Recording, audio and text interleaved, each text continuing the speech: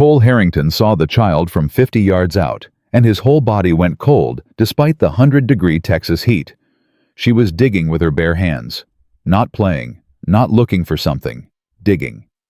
In the hard July dirt beside a broken wagon, her small fingers bleeding, her face streaked with dust, and something that looked like dried tears, her mouth moving in words he couldn't hear yet.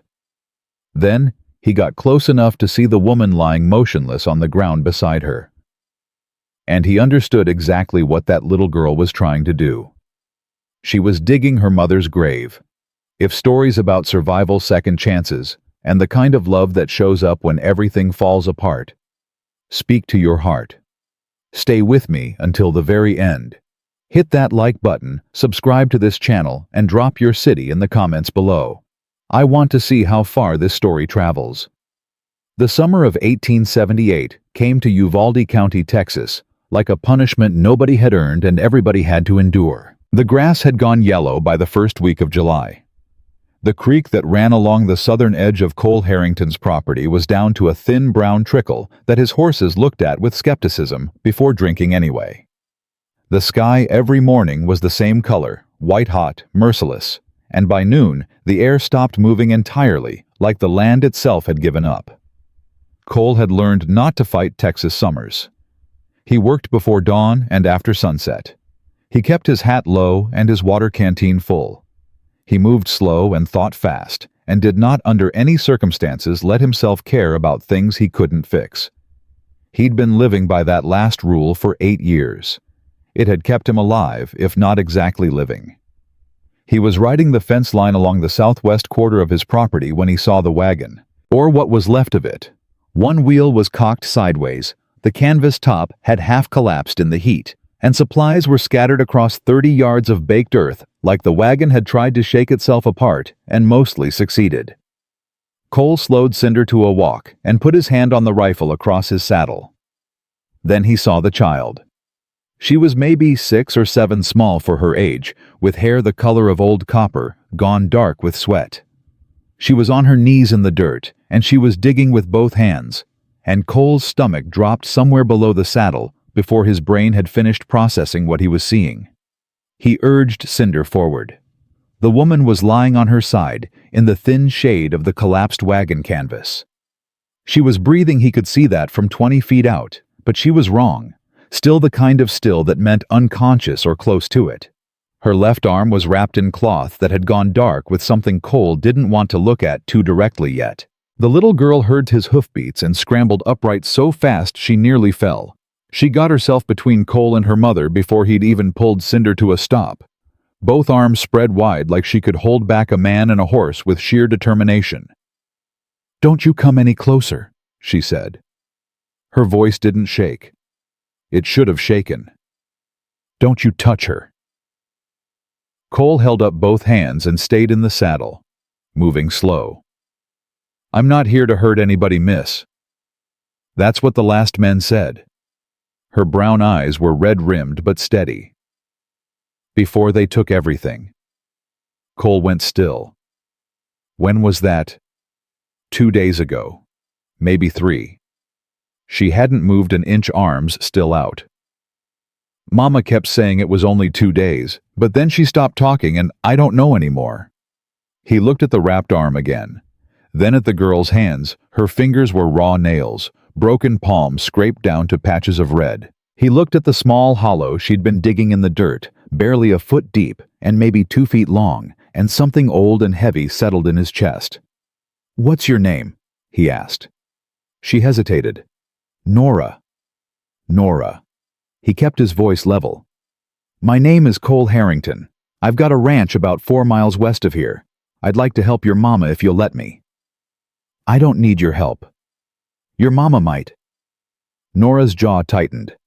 She had her mother's jaw, Cole would realize later. That particular set of stubborn that meant the words, "I'm fine," right up until the moment everything wasn't. "She's just sleeping. She'll wake up soon." Cole looked at the woman on the ground, looked at the bandaging on her arm, the dark stain that had soaked all the way through, looked at the way her chest barely moved. "Nora," he said carefully, How long since your mama had water? The girl's arms dropped just a fraction. I gave her some this morning, from the last canteen. Okay. He reached for his own canteen, slow and visible, and held it out toward the child. Drink this first. Then I want you to let me look at her arm. Nora didn't move.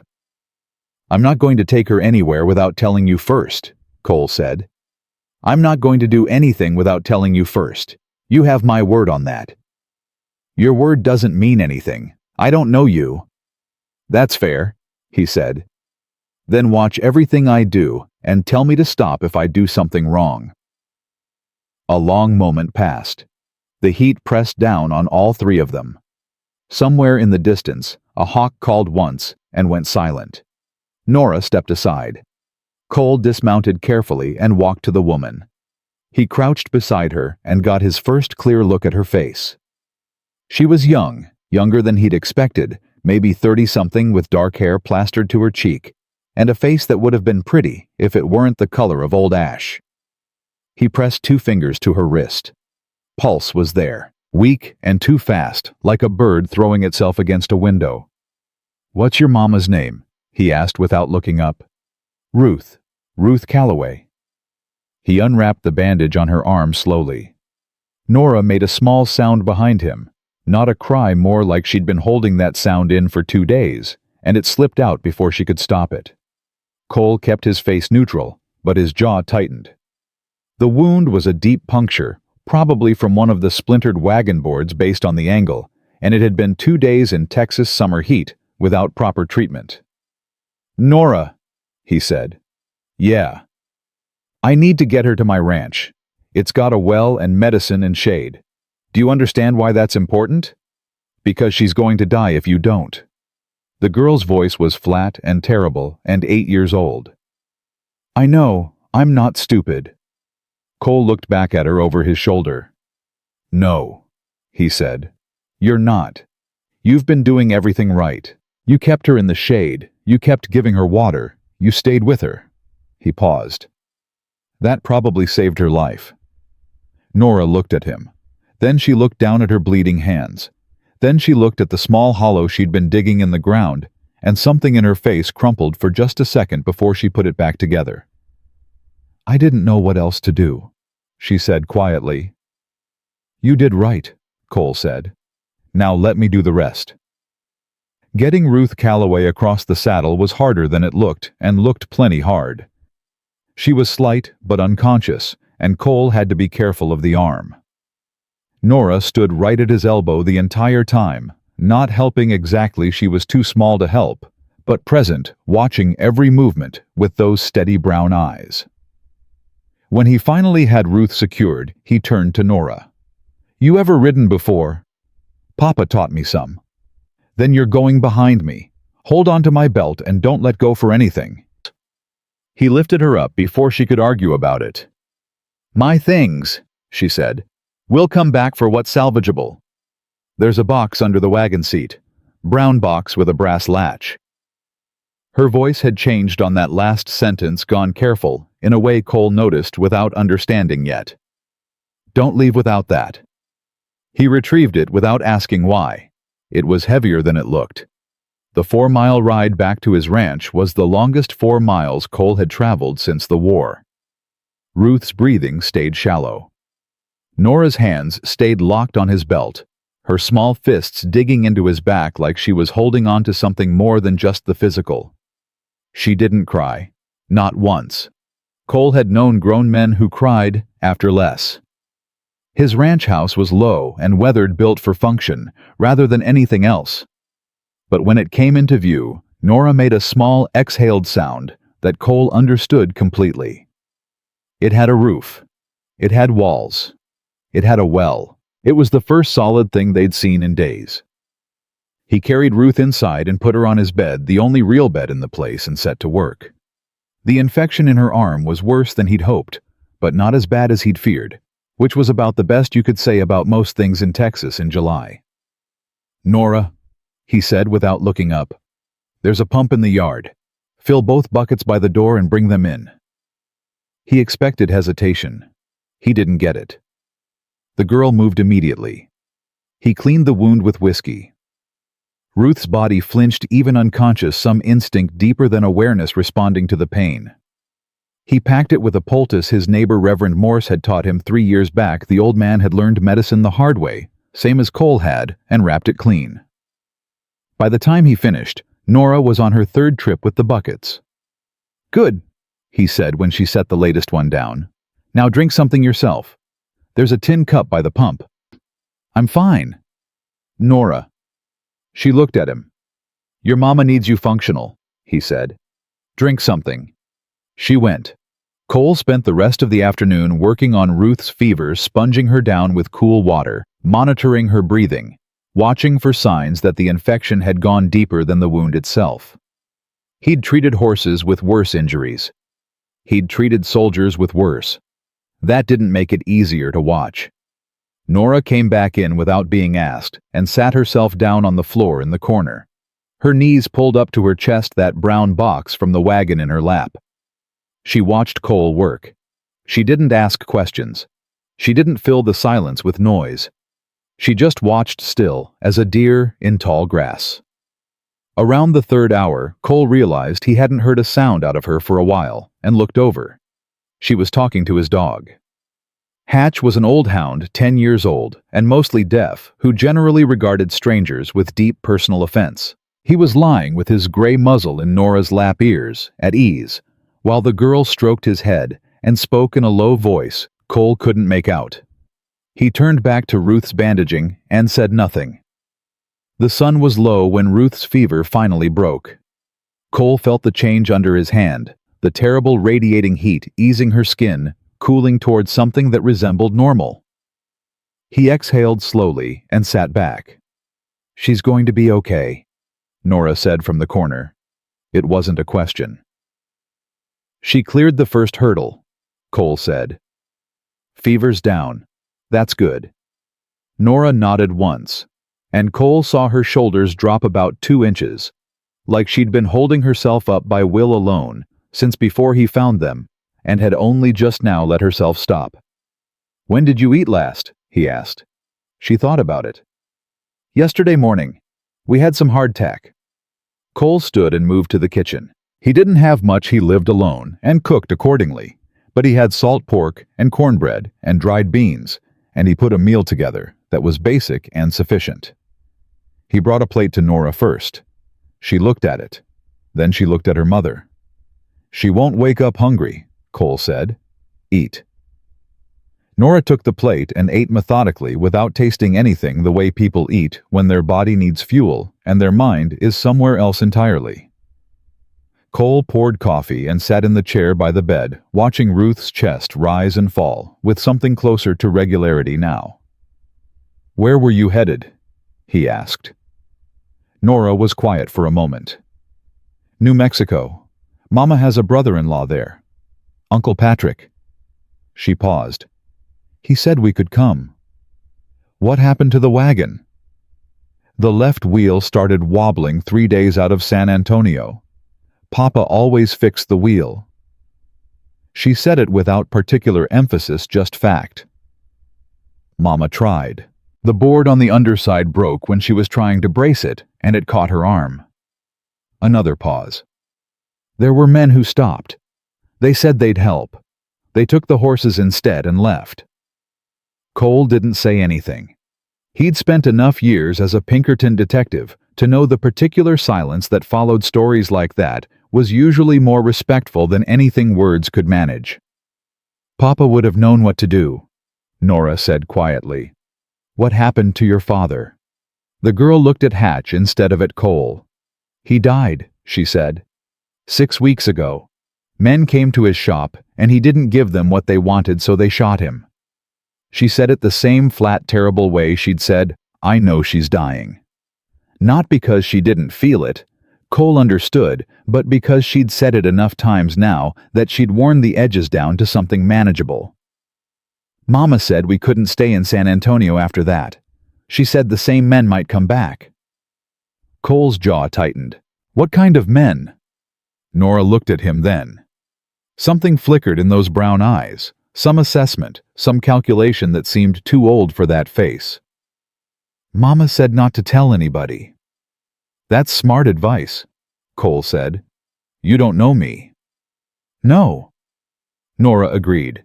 She looked back at Hatch. "But you have a good dog. Mama always said you can't really trust a man his dog doesn't like.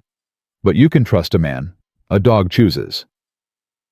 Cole looked at Hatch, who was still lying with his head in the girl's lap, deeply asleep and snoring faintly. "Hatch doesn't like anybody," Cole said. "I know," Nora said.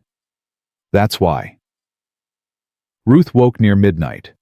Cole heard the change in her breathing before she made a sound, a quickening, a shift toward awareness, and moved to the bedside.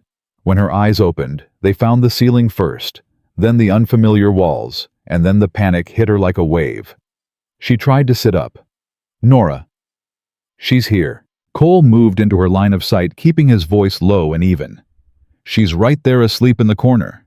She's fine. You're both fine." Ruth's eyes found her daughter, and something in her face broke and rebuilt itself in the space of a second. Then she looked at Cole, with the clear, direct gaze of a woman who'd been raised to assess situations quickly. "Who are you?" she said. Not "where am I" or "what happened," straight to the essential question. "Cole Harrington. This is my ranch. I found you and your daughter about 4 miles east of here." "How long?" "You've been out about 14 hours. She looked at her bandaged arm, then back at him. "Did you?" "Yes. Thank you." The words were immediate and genuine, but also, Cole noticed, delivered with no particular softness. Ruth Calloway was a woman who said what needed saying and moved on. "My daughter. She didn't—" "She held up fine," Cole said. "Better than most grown men would have." Something crossed Ruth's face. Pride and grief tangled together. "She's had to." She tried to push herself upright, and Cole helped her, propping pillows behind her. The effort cost her; he could see it in the tightening around her eyes, but she didn't make a sound. "The box," she said. "Brown box, brass latch. It was under the wagon seat. It's here." The relief on her face was immediate and total, and then immediately controlled. "Good," she said, voice level again. Cole looked at her for a moment. "What's in it?" "Things that belong to my husband." "Your husband's dead?" "Yes." Her chin came up just slightly. "He is. And what's in that box is why." Cole was quiet. "The men who killed him," Ruth said, and her voice had gone to something quieter and harder at once. "Were not random outlaws. Daniel wasn't robbed. He was silenced. He'd found out something, and he'd written it down." She met Cole's eyes steadily. "Every bit of it. Names, dates, amounts. Who gave the orders and who carried them out." "And you've got that documentation in that box," Cole said. "Yes." "And you were going to do what with it in New Mexico?" "Find someone honest enough to use it." A pause. "Or at least someone far enough away from Texas that the people named in it couldn't reach them first." Cole looked at the box on the floor where Nora had left it, then back at Ruth. "Who are the people named in it?" Ruth held his gaze. "A state senator," she said. "Among others." The room was quiet for a moment except for Nora's even breathing in the corner, and the distant sound of wind moving across the dry grass outside. Cole had spent 8 years cultivating a careful, deliberate isolation. He had chosen this ranch, and this silence, and this distance from other people's problems with full awareness of what he was doing. He had watched the world go past from the fence line of his property and felt no pull toward any of it. He looked at the woman in his bed with the infected arm and the exhausted face and the brown box that apparently contained enough evidence to destroy a state senator. He looked at her daughter asleep on his floor with his deaf old dog's head in her lap. He thought about the small hollow Nora had been digging in the baked July dirt. "Get some rest," he said. "We'll talk more in the morning." Ruth looked at him for a moment. "You could put us on the road tomorrow," she said. "Point us toward the next town. Be done with this. You can't travel yet. Your arm? I've traveled in worse condition." "I don't doubt it." Cole stood. "But you're not going to. Not yet." He moved toward the door, then stopped. "There's no need to thank me again. Just sleep." "Mr. Harrington." He paused. "The men who killed Daniel," Ruth said quietly. "They know we left San Antonio. They'll know we were heading west." She didn't say the rest of it. She didn't need to. "I know," Cole said. He went outside to the porch and sat in the dark, with that knowledge settling over him like weather. The heat had finally broken with the sunset, and the night air carried the smell of dust and dry sage and something faint that might have been rain coming from a long way off. Stars overhead, brilliant and indifferent. He'd found a woman and a child with a box full of evidence against powerful men, left for dead in the July heat with no money and no horses and no way forward on their own.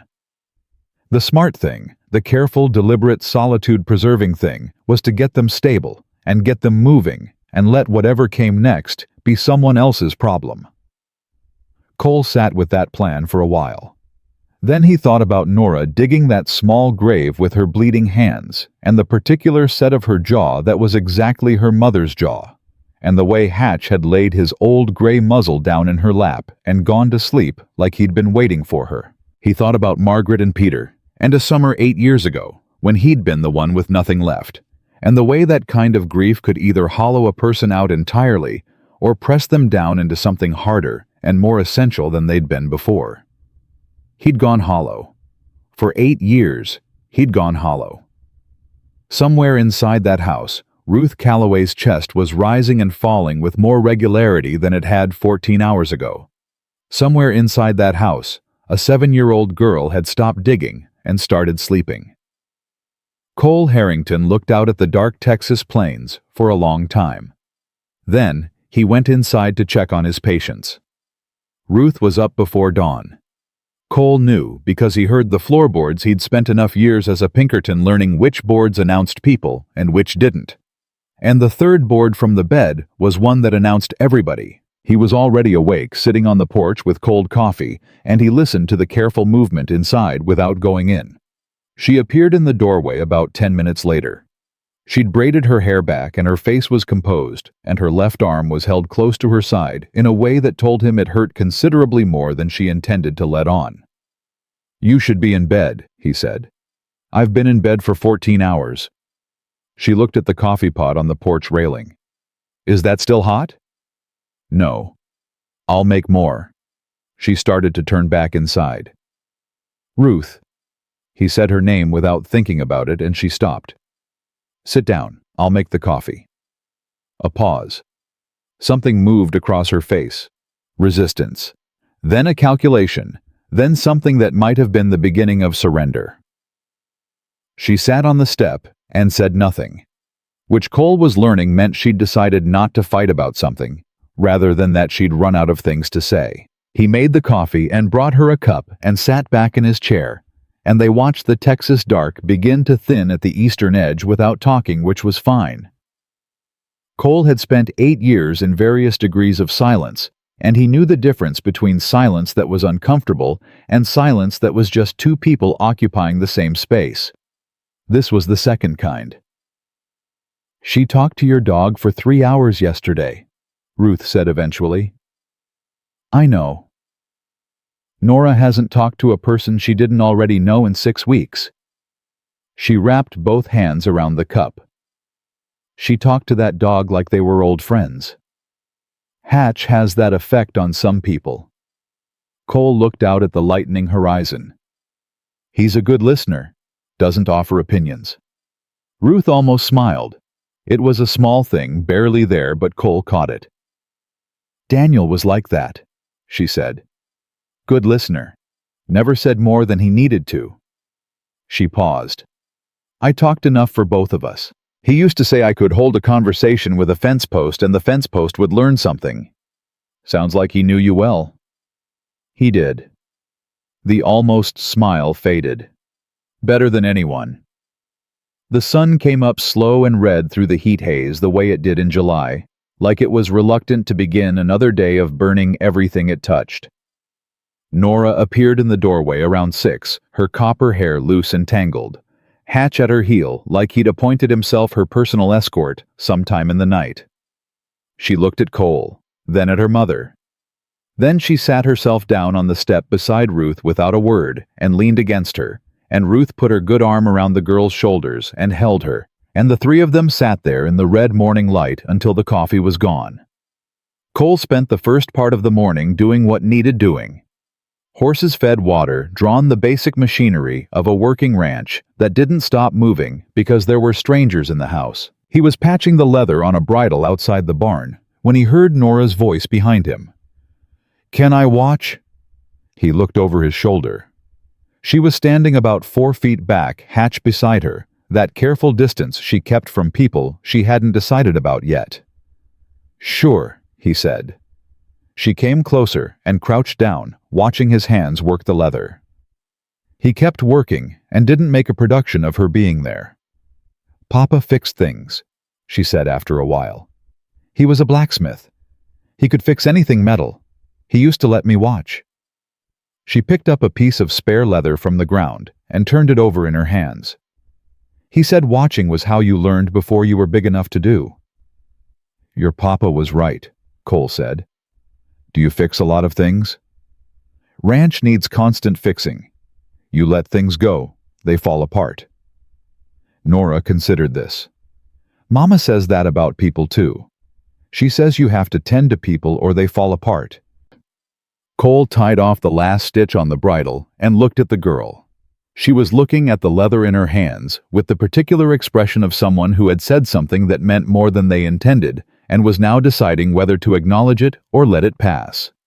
He let it pass. "You want to learn how to do this?" he asked, holding up the bridle. Her head came up. "Really? If your mama doesn't mind." The rest of the morning went like that, Cole, working, Nora watching, and then gradually not just watching her questions, coming spaced far apart at first, and then closer together as she got comfortable. She was sharp. She learned the names of tools without being told twice, and noticed the logic in how things fit together, asked questions that were specific rather than general. He found himself answering them with more words than he usually used. Ruth appeared in the barn doorway around mid-morning, moving carefully but upright, and watched them for a moment before either of them noticed her. "You're supposed to be resting," Cole said. "I rested." She came in out of the sun and sat down on a hay bale, moving the injured arm with the deliberateness of someone managing pain they weren't going to mention. "Nora, you're not bothering Mr. Harrington." "She's not," Cole said before Nora could answer. Ruth looked at him, then at her daughter. Something settled slightly in her expression. Not relaxation exactly, more like a tightening loosened one notch. "The box," she said. "I need to talk to you about the box." Nora looked up sharply. Ruth looked at her daughter steadily. "Go check on the kittens in the back stall," she said. "Mr. Harrington said there were kittens. I want to hear." "Nora." A beat of silence. Then Nora got up and went to the back of the barn without further argument, though Cole noted she didn't go far enough that she couldn't hear if she tried. Ruth waited until she heard the girl's voice murmuring to the cats. Then she looked at Cole directly. "Daniel spent 8 months gathering what's in that box. He found it by accident. At first, a customer came in, paid for a job with coin that had come from somewhere it shouldn't have, and Daniel recognized the man from a newspaper. Figured it was a mistake. Asked around quietly. And it wasn't a mistake," Cole said. "No. It was Senator August Briggs running a supply line for 3 outlaw gangs operating between San Antonio and the New Mexico territory. Guns mostly. Some stolen cattle. The gangs provided political cover for Briggs in certain districts, intimidation mostly keeping opposition candidates from campaigning in certain areas, and Briggs provided the guns and the protection that kept the gangs operating without federal interference." Cole was quiet for a moment. "The Harker gang," he said. Ruth looked at him. You know them. I know of them. I was Pinkerton for 8 years before I came out here. Harker's name came up a few times in cases that kept going nowhere. He set down the bridle. Cases that went nowhere because someone powerful was making sure of it. Briggs, Ruth said. Apparently. He looked at her. And Daniel documented all of this. Every transaction he could find. Names of gang members who came through his shop dates, descriptions of the guns. Copies of 2 letters he found. He won't say how directly connecting Briggs to the supply line. She paused. It's enough. If it gets to the right people. The right people being the problem. Yes. Her voice was flat with exhaustion. Every lawman between San Antonio and Austin is either in Briggs's pocket or scared enough of him to stay quiet. I tried. Before we left, I tried to file a report with the county sheriff. A pause that had something bitter in it. The sheriff sent a man to our house that same afternoon, not to help us, to warn us to stop asking questions. Cole thought about that. And Patrick Calloway in New Mexico, he's someone you trust with this. He's a federal land commissioner, works out of Santa Fe. He has contacts in the federal marshal's office that Briggs can't reach. She met his eyes. Or, at least I hope he does. That's a long way to go on hope. I know. She looked down at her hands. But it's what I have. Cole stood and walked to the barn door, looking out at the flat Texas land baking under the July sun. He'd built his life on not getting involved in things that weren't his concern. 8 years of deliberate distance from exactly this kind of situation. Powerful men doing wrong things, documents that got people killed, the particular grinding machinery of corruption that chewed through everything it touched and spat out the pieces. He'd seen it work. He knew what it did. Briggs's wife, he said without turning around. Her name is Constance. He heard Ruth go still behind him. She was born Constance Calloway, he said. Daniel's sister. The silence stretched out long enough that Cole turned around. Ruth's face had gone to something he couldn't quite read. Not surprise exactly, more like a confirmation of something she'd already half suspected and had been hoping she was wrong about. She cut off contact with Daniel when he married me, Ruth said quietly. She thought I wasn't good enough for the Calloway name. A schoolteacher from Missouri, no family connections. A pause. She was very clear about it. And now she's married to the man whose operation killed her brother. Or she doesn't know, Ruth said. I don't know which is worse. Cole came back inside and stood looking at her for a moment. Briggs knows Daniel had documentation. That's why Daniel was killed. He said it straightforwardly, because Ruth was not a woman who needed things softened, and he could see that clearly enough. Which means Briggs knows Daniel's widow left San Antonio with whatever Daniel had gathered. Yes, he'll be looking for you. I know. He has reach. Uvalde County isn't out of his reach. Ruth looked at him steadily. Mr. Harrington. Cole. She said his name like a correction deliberate. I know what I'm carrying and what it means. I'm not going to apologize for landing on your property with it. I didn't exactly choose the timing. She paused. But if you want us gone... I didn't say that. You're about to work up to it. I'm working up to telling you that if you're here, you're going to have to let me think about this alongside you instead of around you, Cole said. I don't do things halfway. If I'm going to help, I need to know everything, not what you think I need to know. Everything. Ruth studied him. That direct assessing gaze that he'd noticed in the first 30 seconds of her being conscious. Why? She said. Why do you care? You didn't know us yesterday morning. No, Cole said. I didn't? Then why? He thought about Nora digging with her bleeding hands in the hard July dirt. He thought about the way Hatch had laid his head down in the girl's lap like he'd come home. He thought about Margaret and Peter and 8 years of hollow, and the way this particular morning had felt for the first time in 8 years, like something other than just waiting for the next morning to come. He didn't say any of that. Instead, he said, "Because it's the right thing to do." Ruth looked at him for a moment longer. Then she nodded once like they'd settled something. "All right," she said. "Then here's everything." The rest of the afternoon was a different kind of work. Ruth sat at Cole's kitchen table with the brown box open between them and walked him through every document, every name, every date. She knew all of it by memory. She'd read it so many times that it lived in her, now pressed in alongside everything else she carried. Cole listened without interrupting, asking questions only when something needed clarifying, and she answered them with the clean directness of a woman who had thought about this for 6 weeks and knew exactly what she knew. Nora came in from the barn at some point and sat in the corner with Hatch and didn't announce her presence. Neither of the adults acknowledged her. Cole suspected she was listening.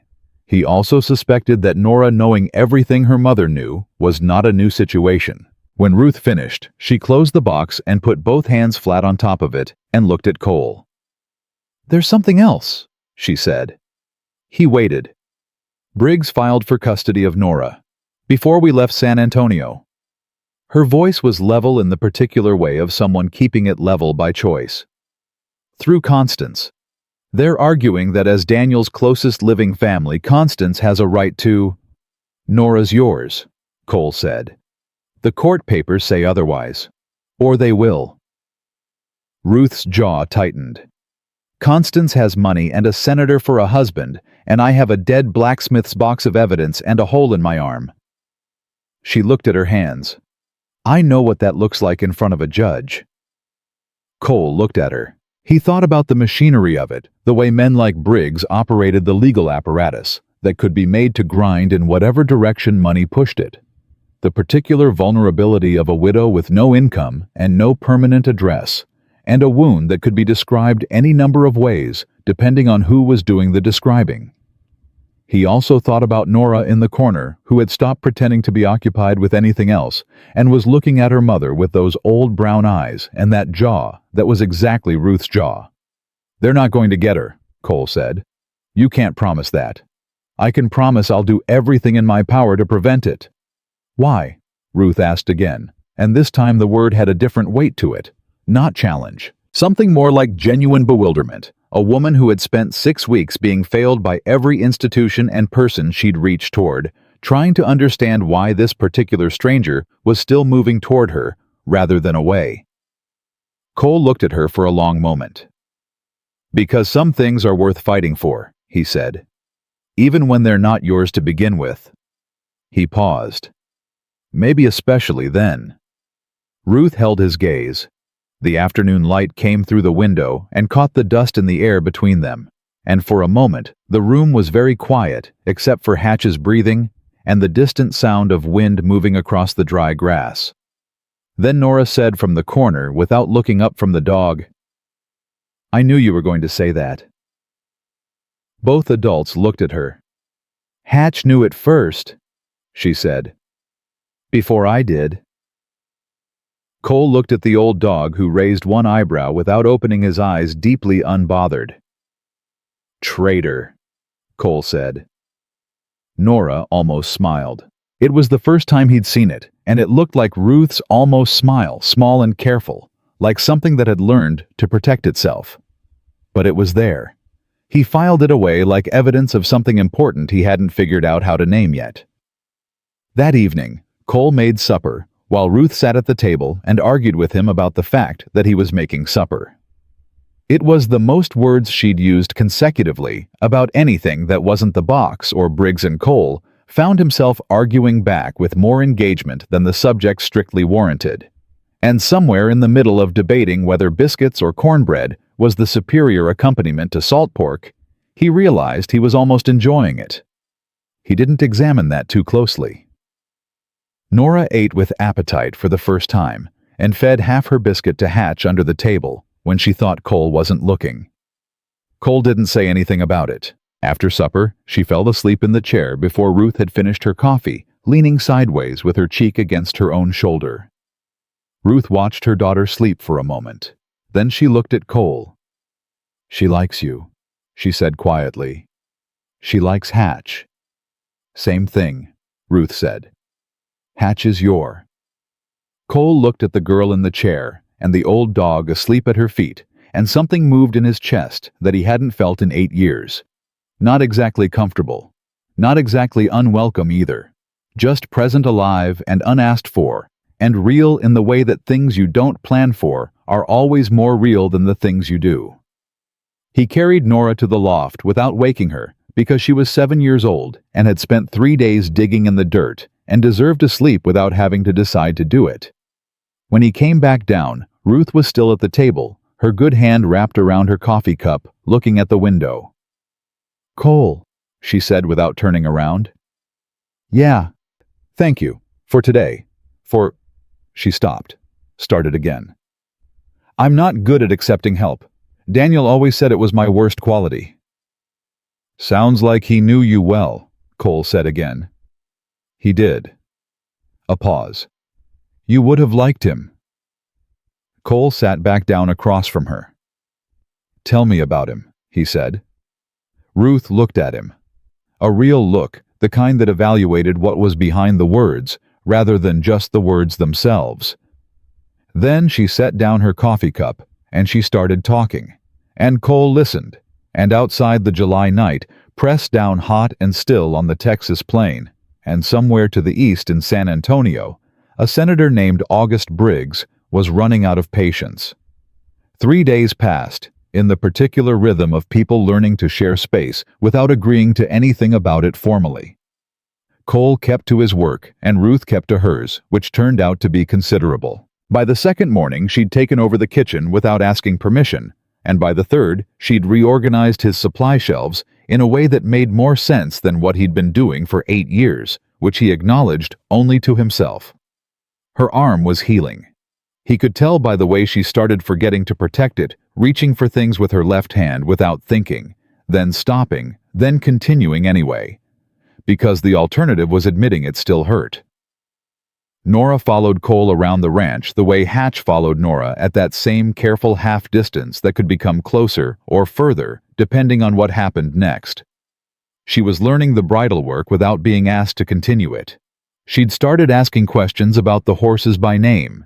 She had not yet spoken to Cole about anything personal, and Cole had not pushed, and somehow that mutual restraint had created something between them that felt more solid than conversation would have. It was on the 4th morning that Ruth found him at the kitchen table, before dawn, not with coffee this time, but with the brown box open in front of him and Daniel Calloway's documents spread out under the lamplight.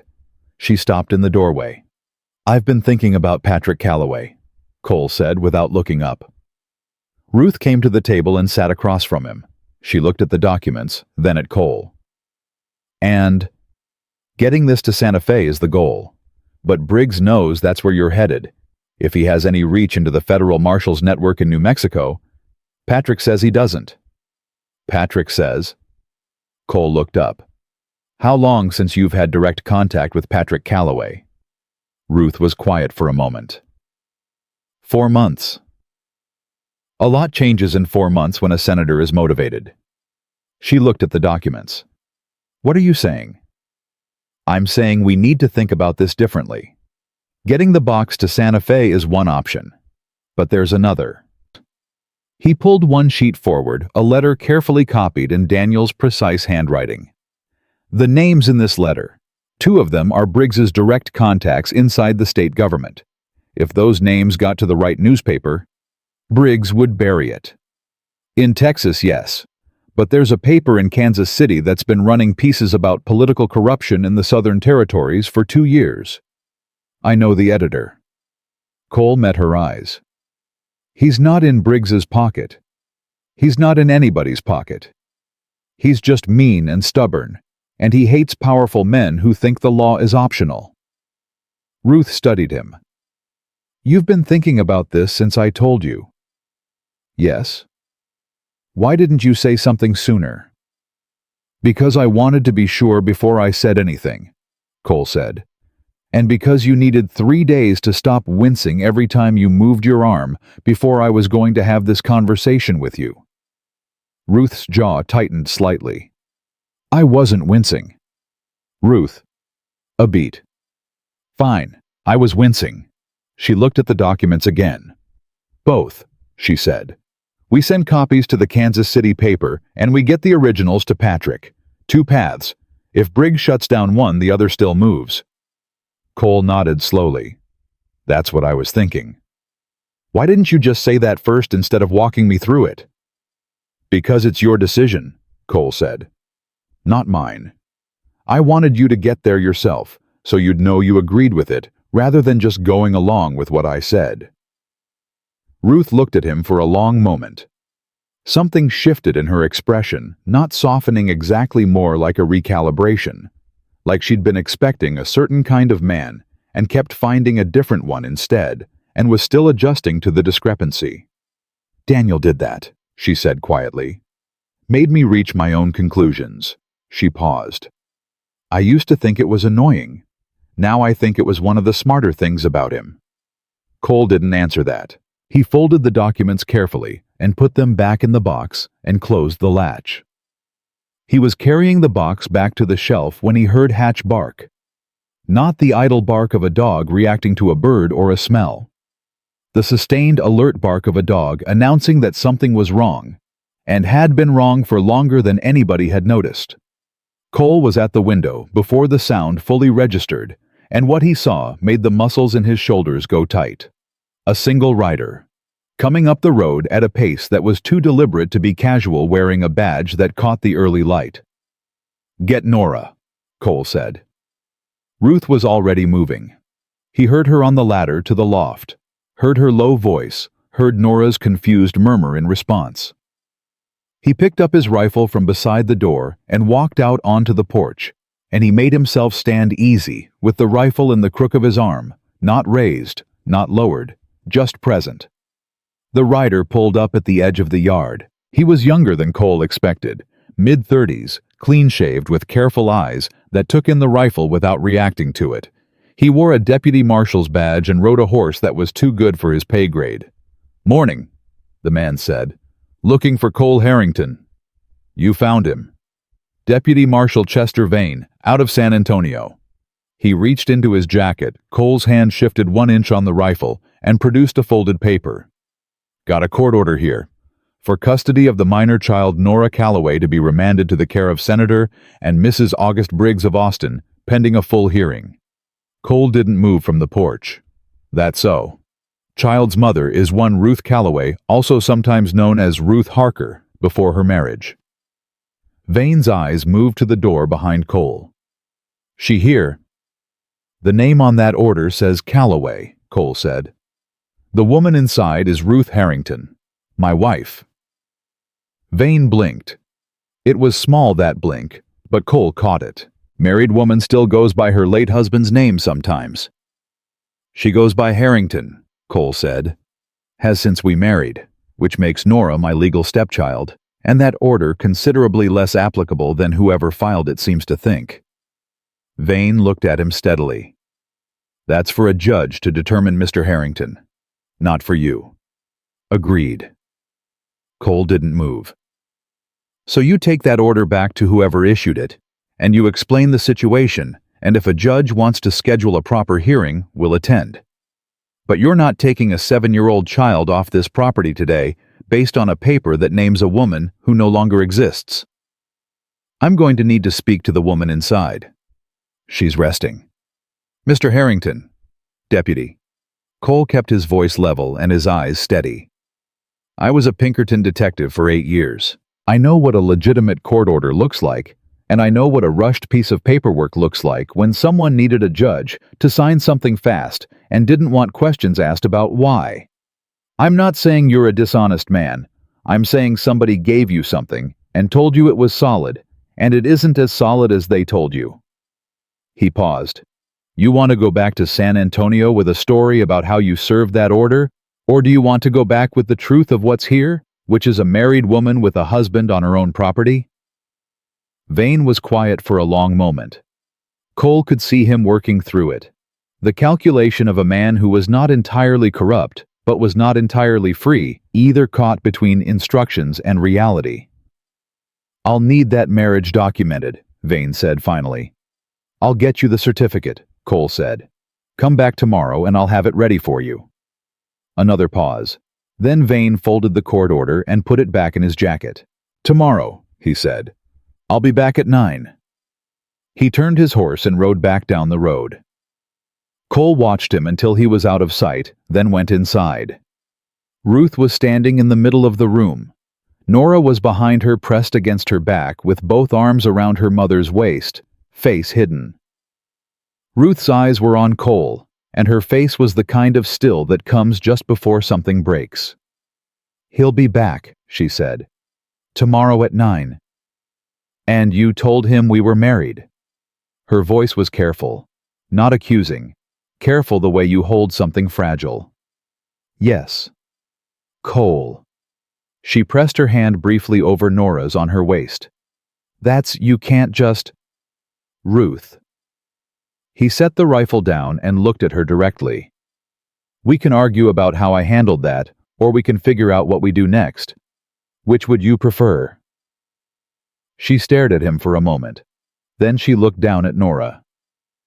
"Honey, go check on Hatch. I want to stay." "Nora." The name alone quiet and final. Nora went through. Her footsteps were slow and deliberate about it. When the door closed, Ruth turned back to Cole. "You bought us one day," she said. "Vane is going to check. By tomorrow morning he'll know there's no marriage certificate." "By tomorrow morning there will be," Cole said. The room went very quiet. Ruth looked at him.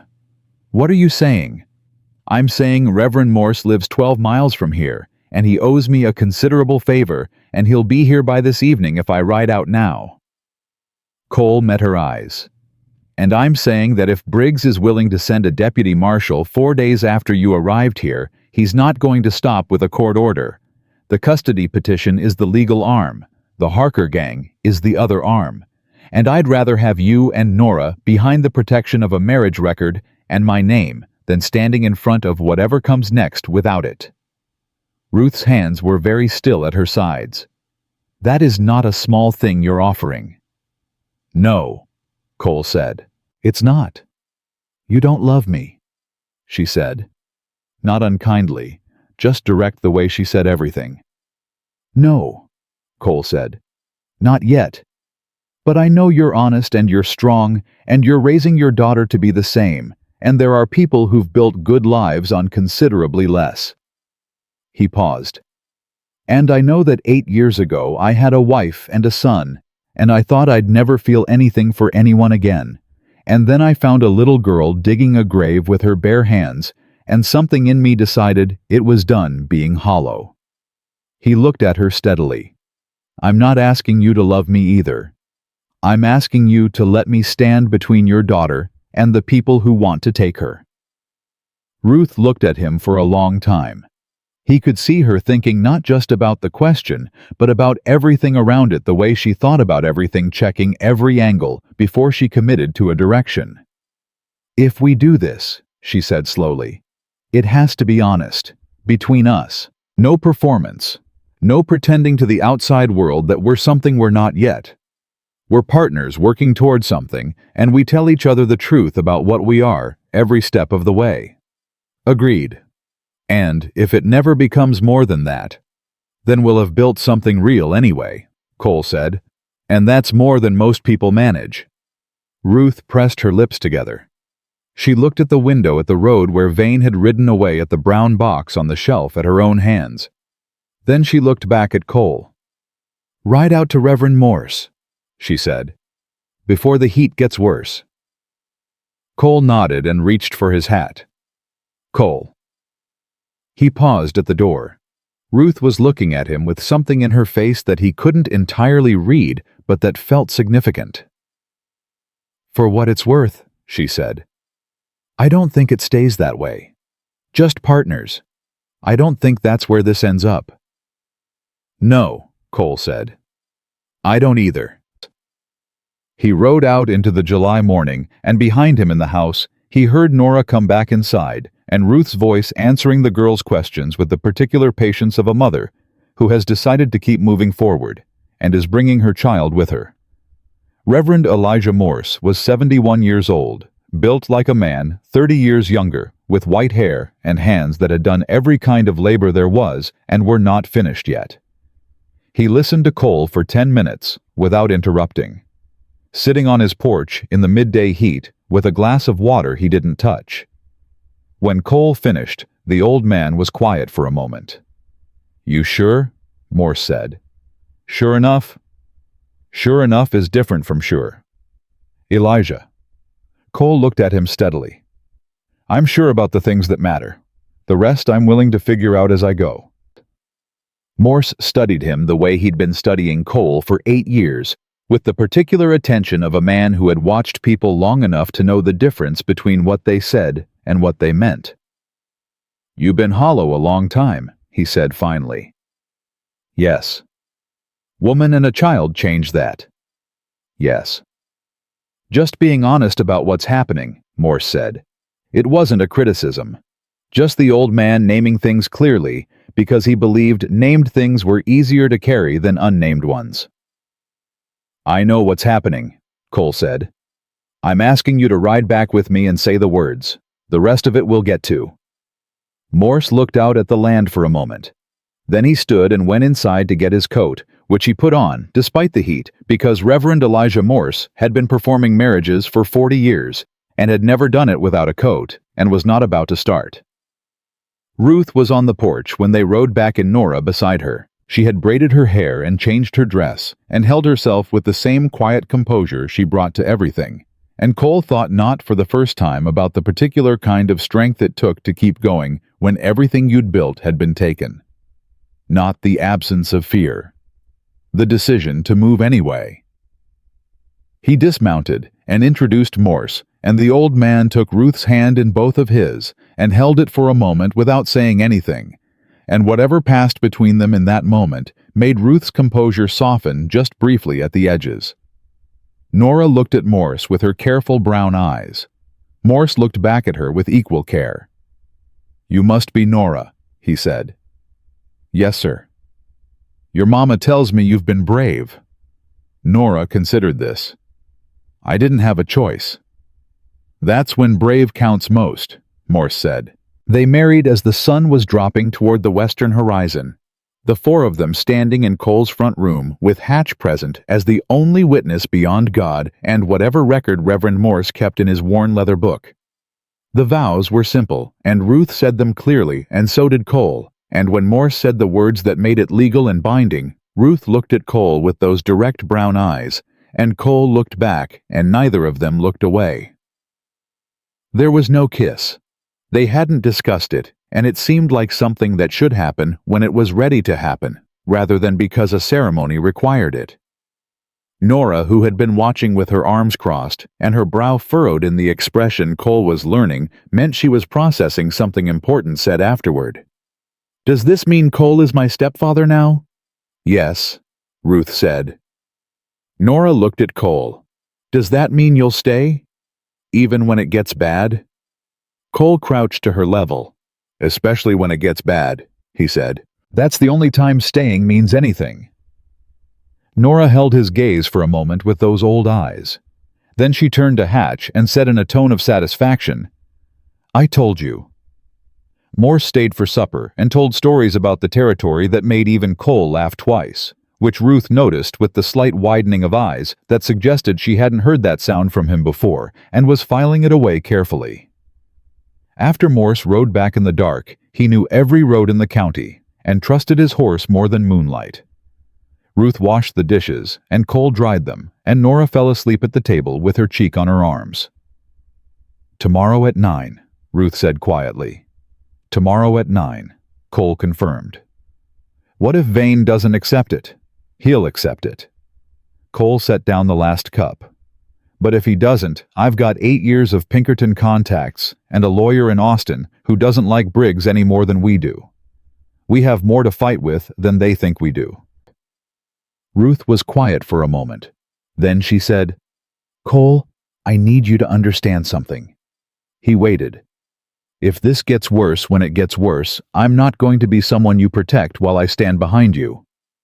Her voice was steady and matter-of-fact. "I'm going to be standing next to you. I'm not built for the other kind." Cole looked at her. "I know," he said. "I wouldn't want the other kind." Something in Ruth's face settled like a question she hadn't known she was asking had just been answered in the right way. She dried her hands on the towel and looked at her daughter asleep at the table. "She's going to ask you to teach her to ride tomorrow," she said. "I know. She's been working up to it for 2 days." "I figured." Ruth almost smiled. "You pay attention." "When it matters," Cole said. She picked up Nora without waking her and carried her toward the ladder. At the bottom rung she stopped and looked back at Cole, and in the lamplight her face had the particular expression of someone standing at a beginning they hadn't planned and finding it less frightening than they'd expected. "Good night, Cole," she said. "Good night, Ruth," he said. He sat at the table after they'd gone up in the quiet that wasn't empty anymore and listened to the Texas night and thought about Deputy Marshal Chester Vane riding back to San Antonio in the dark and what he would report to Senator Briggs and what Senator Briggs would do with that information. He thought about the brown box on the shelf with Daniel Calloway's 8 months of careful work inside it. He thought about what Briggs would be willing to do to make sure that box never reached anyone who could use it. Cole had been a Pinkerton long enough to know the answer to that question. He'd seen what powerful, frightened men were capable of when they believed the walls were closing in. He'd seen what they sent when polite legal measures failed. The heat lightning moved along the southern horizon silent and distant, lighting the sky in pulses. He checked the rifle. He checked the door. He checked the window. Then he sat back down at the table and waited for morning. Part 3. Louis Viet Hai Nghìn Năm Trum, Den Hai Nghìn Tam Trum, Thử liên kết liên mạch với các phần trước trong câu chuyện pha hội thoại, tạo thành một câu chuyện liên mạch khi ghép lại. Mỗi phần liền mạch với phần trước không giới thiệu lại câu chuyện ở đầu phần mới. Liên kết các phần của câu chuyện một cách liền mạch. Sử dụng câu chuyện tiếp giữa các phần. Duy trì chủ đề. Tránh ngắt quãng đột ngột, không sử dụng gạch đầu dòng hoặc tiêu đề phụ phong cách kể chuyện Mỹ Hoa Kỳ, giống văn giàu cảm xúc chân thực và gần gũi, không mô tả cảnh tập trung vào hành động cảm xúc và tâm lý nhân vật. Kể theo ngôi thứ 3, giữ độ kịch tính không viết lẩn mạn, kết thúc phần không giới thiệu phần sau. Lưu ý trả lời trong mục tin nhắn không nhảy sang mức document 1308. Xác định phần tiếp theo và lập kế hoạch viết liên mạch. Xác định phần tiếp theo và lập kế hoạch viết liên mạch. Vane came back at 9 as promised, and he didn't come alone. Cole counted 3 riders before they cleared the top of the rise. Vane in front, 2 men behind him, who wore no badges and rode with the particular loose-shouldered ease of men who had done violent things before and expected to do them again. Cole was already on the porch with his rifle when they pulled up at the edge of the yard, and Hatch was already at his feet, making the sound low in his chest. That meant he'd made his assessment, and it wasn't favorable. "Morning," Vane said. His eyes moved to the rifle, then to the 2 men behind him, then back to Cole. Something in his face said he wasn't entirely comfortable with the company he'd brought, which was interesting, but not sufficient. "You brought friends," Cole said. "Associates," Vane said. Mr. Briggs wanted to make sure the order was served without complications. "Mr. Briggs," Cole repeated. "Not Senator Briggs." Vane's jaw tightened slightly. "Senator Briggs." "So he sent you personally, not through a court office, not through a marshal's office in writing. He sent you directly." Cole kept his voice conversational. "That's not how legitimate court orders work, Deputy. You know that." "I have my orders, Mr. Harrington." "You mentioned the certificate," Cole said. "I have it."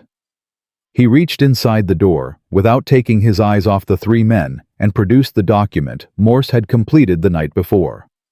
Signed by Reverend Elijah Morse, witnessed and dated. "Ruth Calloway married Cole Harrington 4 days ago. The child is my legal stepchild." He held the paper out. "Which makes that order in your pocket worth considerably less than the paper it's written on." Vane took the certificate and looked at it. One of the men behind him, big, dark-bearded with a scar along his jaw, that Cole recognized as the kind you got from a knife fight rather than an accident shifted in his saddle. 4 days ago, the scarred man said. Mighty convenient timing. Mighty, Cole agreed pleasantly. Almost like a man wanted to protect his family from people with no legitimate claim to them. The scarred man looked at Cole the way men who settle arguments with violence look at men who won't be moved. Cole looked back the same way he'd looked at men like that for 8 years, as a Pinkerton steadily, with the rifle positioned where everyone could see it, without it being raised yet. This is going to require verification, Vane said. He sounded tired. Cole had the impression of a man who had started this job believing one thing and was finding something different and didn't know what to do about it. I'll need to take this back to...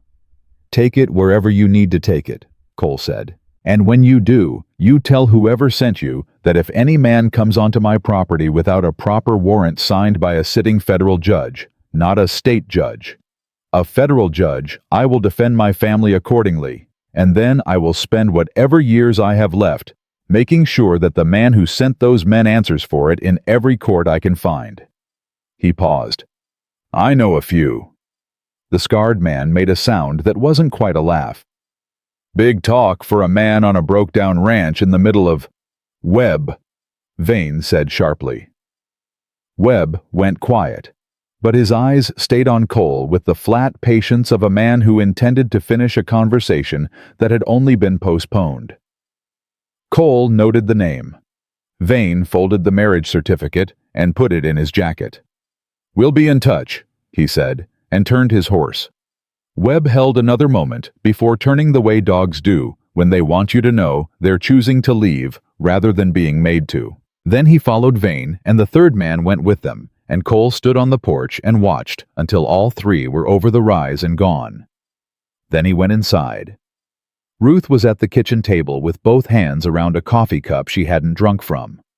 Nora was on the floor beside Hatch, one hand on the dog's back, watching her mother's face. They're gone, Cole said. Ruth looked up at him. For now. For now, he agreed. The man behind Vane, she said. The one with the scar. Did you recognize him? Cole looked at her steadily. No. Did you? Ruth's hand tightened around the cup. His name is Webb Harker, she said quietly. He's the one who shot Daniel. The room held that information for a moment. Nora's hand had stopped moving on Hatch's back. She was looking at the table, not at either adult, with an expression that was too controlled for a 7-year-old, and that told Cole she had already known that name before her mother said it out loud. Nora, Cole said gently. She looked up. You recognized him, Cole said, not a question. Nora was quiet for a moment. Then she nodded once. From the shop, Ruth said. It wasn't quite a question either. He was there twice before, Nora said. Before the day.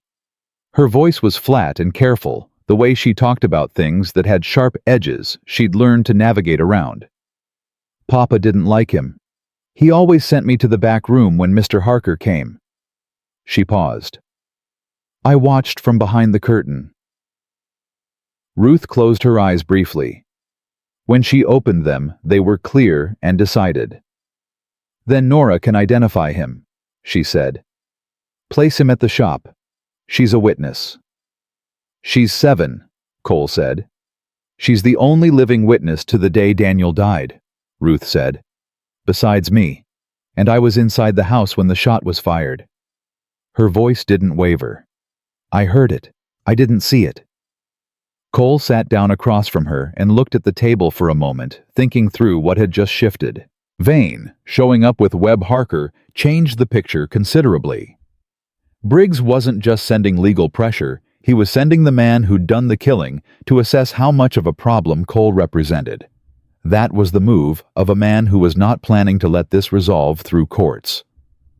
We need to move faster, Cole said. The Kansas City paper, Ruth said immediately. Yes, and we need to get copies out before Briggs moves on us directly. He looked at her. I've got a contact in Laredo who can get material on the eastbound stage without it going through the San Antonio office, but I need to ride there today. That's 6 hours each way. Yes. Ruth looked at him steadily. You're going to leave us here? I'm going to leave you here with Morse, Cole said. I'll ride to his place first and bring him back here before I go south. He's got a shotgun he knows how to use and 2 nephews who can be here within an hour if needed. And if Harker comes back before you return... Cole reached under the table and produced the Colt revolver he kept in the drawer there and set it on the table in front of Ruth. Her eyes moved to it, then back to him. You know how to use one? He asked. Ruth picked it up, checked the cylinder with the competence of someone who had done it before, set it back down. Daniel taught me, she said. First year we were married. He said every woman in Texas ought to know. Smart man, Cole said. Yes, Ruth said quietly. He was. Cole was at the door when Nora said his name. He stopped and looked back. She was standing now, Hatch at her side, looking at Cole with an expression he'd seen on soldiers' faces before, the particular resolve of someone who has decided to be brave about something that terrifies them. Will you come back? She asked. The question was simple and direct and cost her something to ask. Cole could see what it cost her in the set of her small shoulders. He came back across the room and crouched to her level. Yes, he said. I will come back. I promise you that. Nora held his gaze. People break promises sometimes, she said. They do, Cole said. I won't break this one. She studied him for another moment with those old, careful eyes. Then she reached out and put her hand briefly on his arm, just a touch, just a second, and stepped back. Okay, she said. Cole straightened up and looked at Ruth, who was watching her daughter with an expression of such concentrated love that it was almost hard to look at directly. Lock the door after I go, he said. Don't open it for anyone but Morse. Cole. Ruth stood. Be careful. Always am. No, she said with the small precision that meant she'd noticed something he hadn't said about himself. You're not. You're deliberate, and you're skilled, and you're stubborn, but you take risks when you think the cause is worth it. She looked at him directly. We're worth it. I know that, but come back in one piece so you can continue being worth it to us. Cole put on his hat. That's the most practical declaration of concern I've ever heard, he said. Ruth almost smiled. Get used to it, she said. He rode south through the July heat with his mind on 3 things simultaneously. The road ahead, the ranch behind him, and Webb Harker's flat, patient eyes watching him from the saddle. The ride to Morse's place was 40 minutes, and Cole used every minute of it thinking through angles. Harker being present meant Briggs had decided the legal approach alone wasn't going to be sufficient. That was information. It also meant Harker had seen Cole's face and assessed him and reported back to Briggs, which meant Briggs now knew Cole was a former Pinkerton with contacts and not simply a rancher who'd stumbled into the situation. That would accelerate things. Briggs would want to move before Cole could build a defensible position. The question was how long they had. Morse took the news with the stillness of a man who had faced worse and survived it, which he had. He had his nephews saddled and on the road to Cole's ranch within 20 minutes of Cole's arrival, and he followed them himself after making Cole eat a biscuit and drink water because he was 71 years old and had earned the right to mother people when the situation warranted it. The Harker name, Morse said, as Cole prepared to ride south.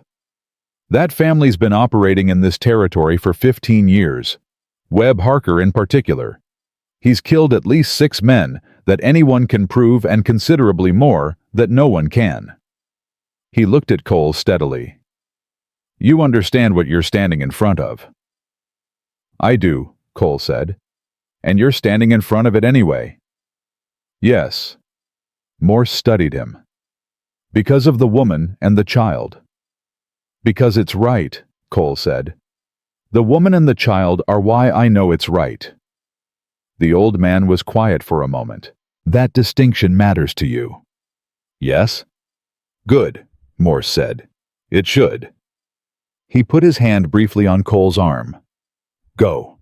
Be fast, and be careful, and come back. The ride to Laredo was everything Texas summer promised: relentless sun air that burned, going in roads that radiated heat back up from below, so you cooked from both directions simultaneously.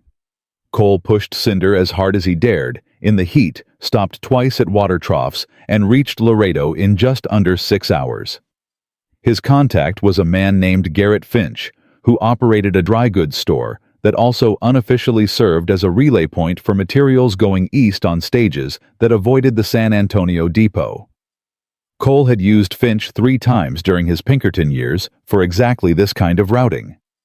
Finch was not particularly principled about what he moved, as long as it wasn't weapons or liquor, but he was scrupulously reliable about moving it where it was supposed to go, which was the quality that mattered. Cole spread the copied documents on Finch's backroom table. He'd copied them himself the night before by lamplight.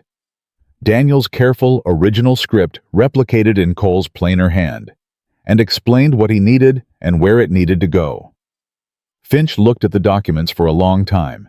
Then he looked at Cole. "Briggs," he said. "Yes. You understand what that name means in this part of Texas."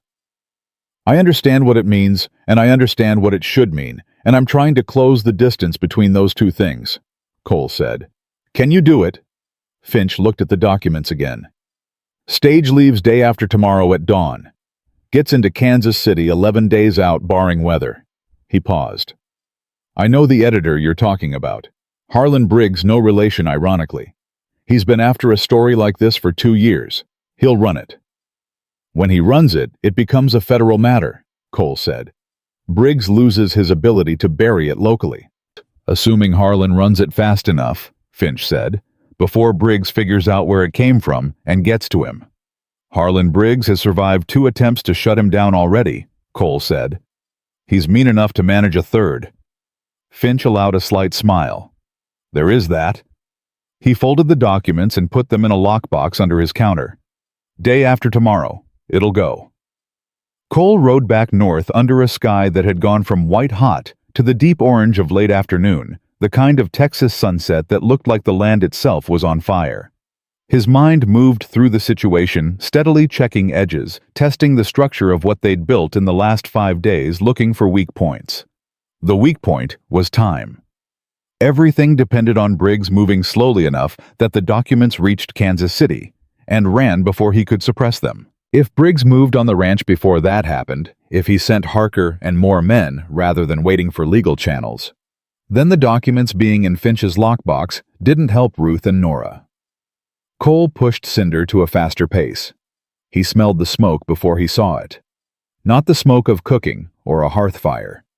The particular dense, darker smell of something structural, burning wood and pitch, and the accumulated years of a building that had stood in the sun long enough to be dry all the way through. His stomach dropped 6 inches.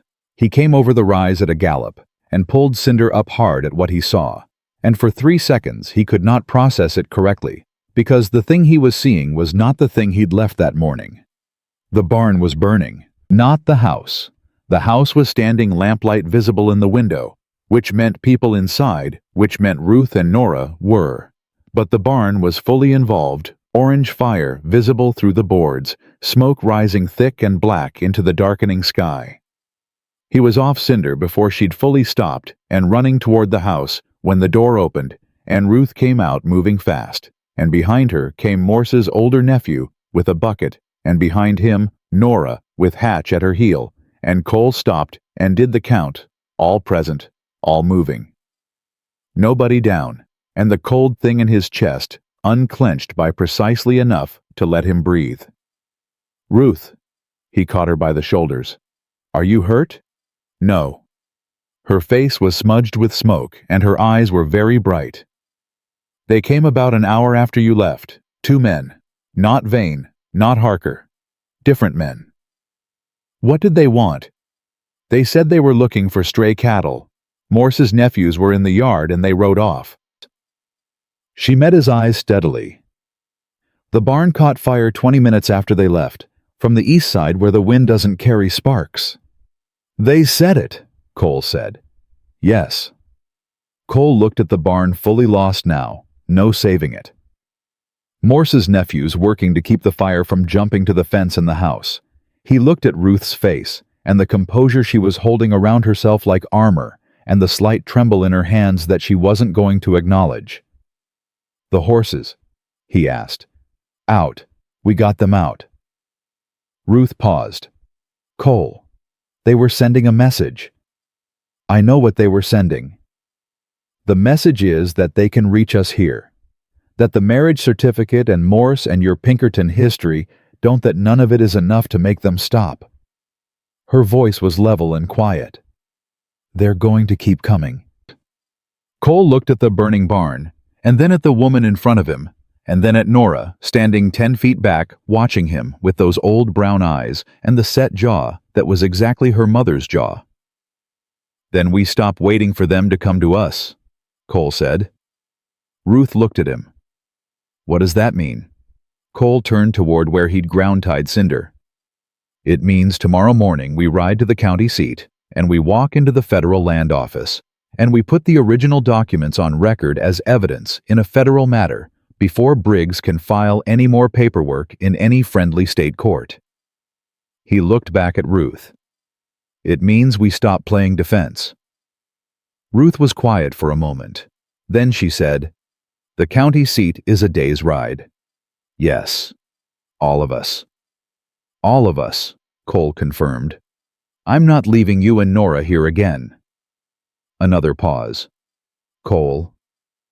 Ruth's voice had changed slightly, something in it that was not quite the composed, practical tone she used for everything, something more unguarded. Today, when the smoke started, Nora grabbed Hatch's collar, and she went to the corner of the house, and she stood there with the dog, and she didn't run, she didn't cry, she just stood there waiting for me to tell her what to do. Ruth stopped. "She's 7 years old, and she's learned to stand still in a crisis and not fall apart, and I don't—" She stopped again. Cole waited. "I don't want her to have to be that brave anymore," Ruth said quietly. "She's 7. She should be worried about kittens and whether she gets a second biscuit, not about which direction to run if someone sets a fire." "I know," Cole said. "So we end this." "We end this," Cole said. "Starting tomorrow." Ruth nodded once, the way she nodded when she'd made a decision she intended to keep. Then she turned back toward the house, and Cole fell into step beside her, and Nora appeared at Ruth's other side and took her mother's hand without being asked. The three of them walked back toward the house with the fire burning itself out behind them and the Texas stars coming out overhead. And Cole thought about Daniel Calloway spending 8 months gathering evidence in careful script, knowing the risk doing it anyway. He thought about what it meant to be the kind of man who did that. He thought about what Daniel had left behind when he died, not just the documents in the brown box, but the woman and the child who carried the shape of him in everything they did. He thought about what it meant to be the man standing where Daniel could no longer stand. Inside the house, Nora went to the corner where she'd left her cloth doll and sat down and held it against her chest and looked at Cole with eyes that were tired in a way no child's eyes should be. "Is it going to be okay?" she asked. Cole crouched to her level. "Yes," he said. "But it's going to be a fight before it is."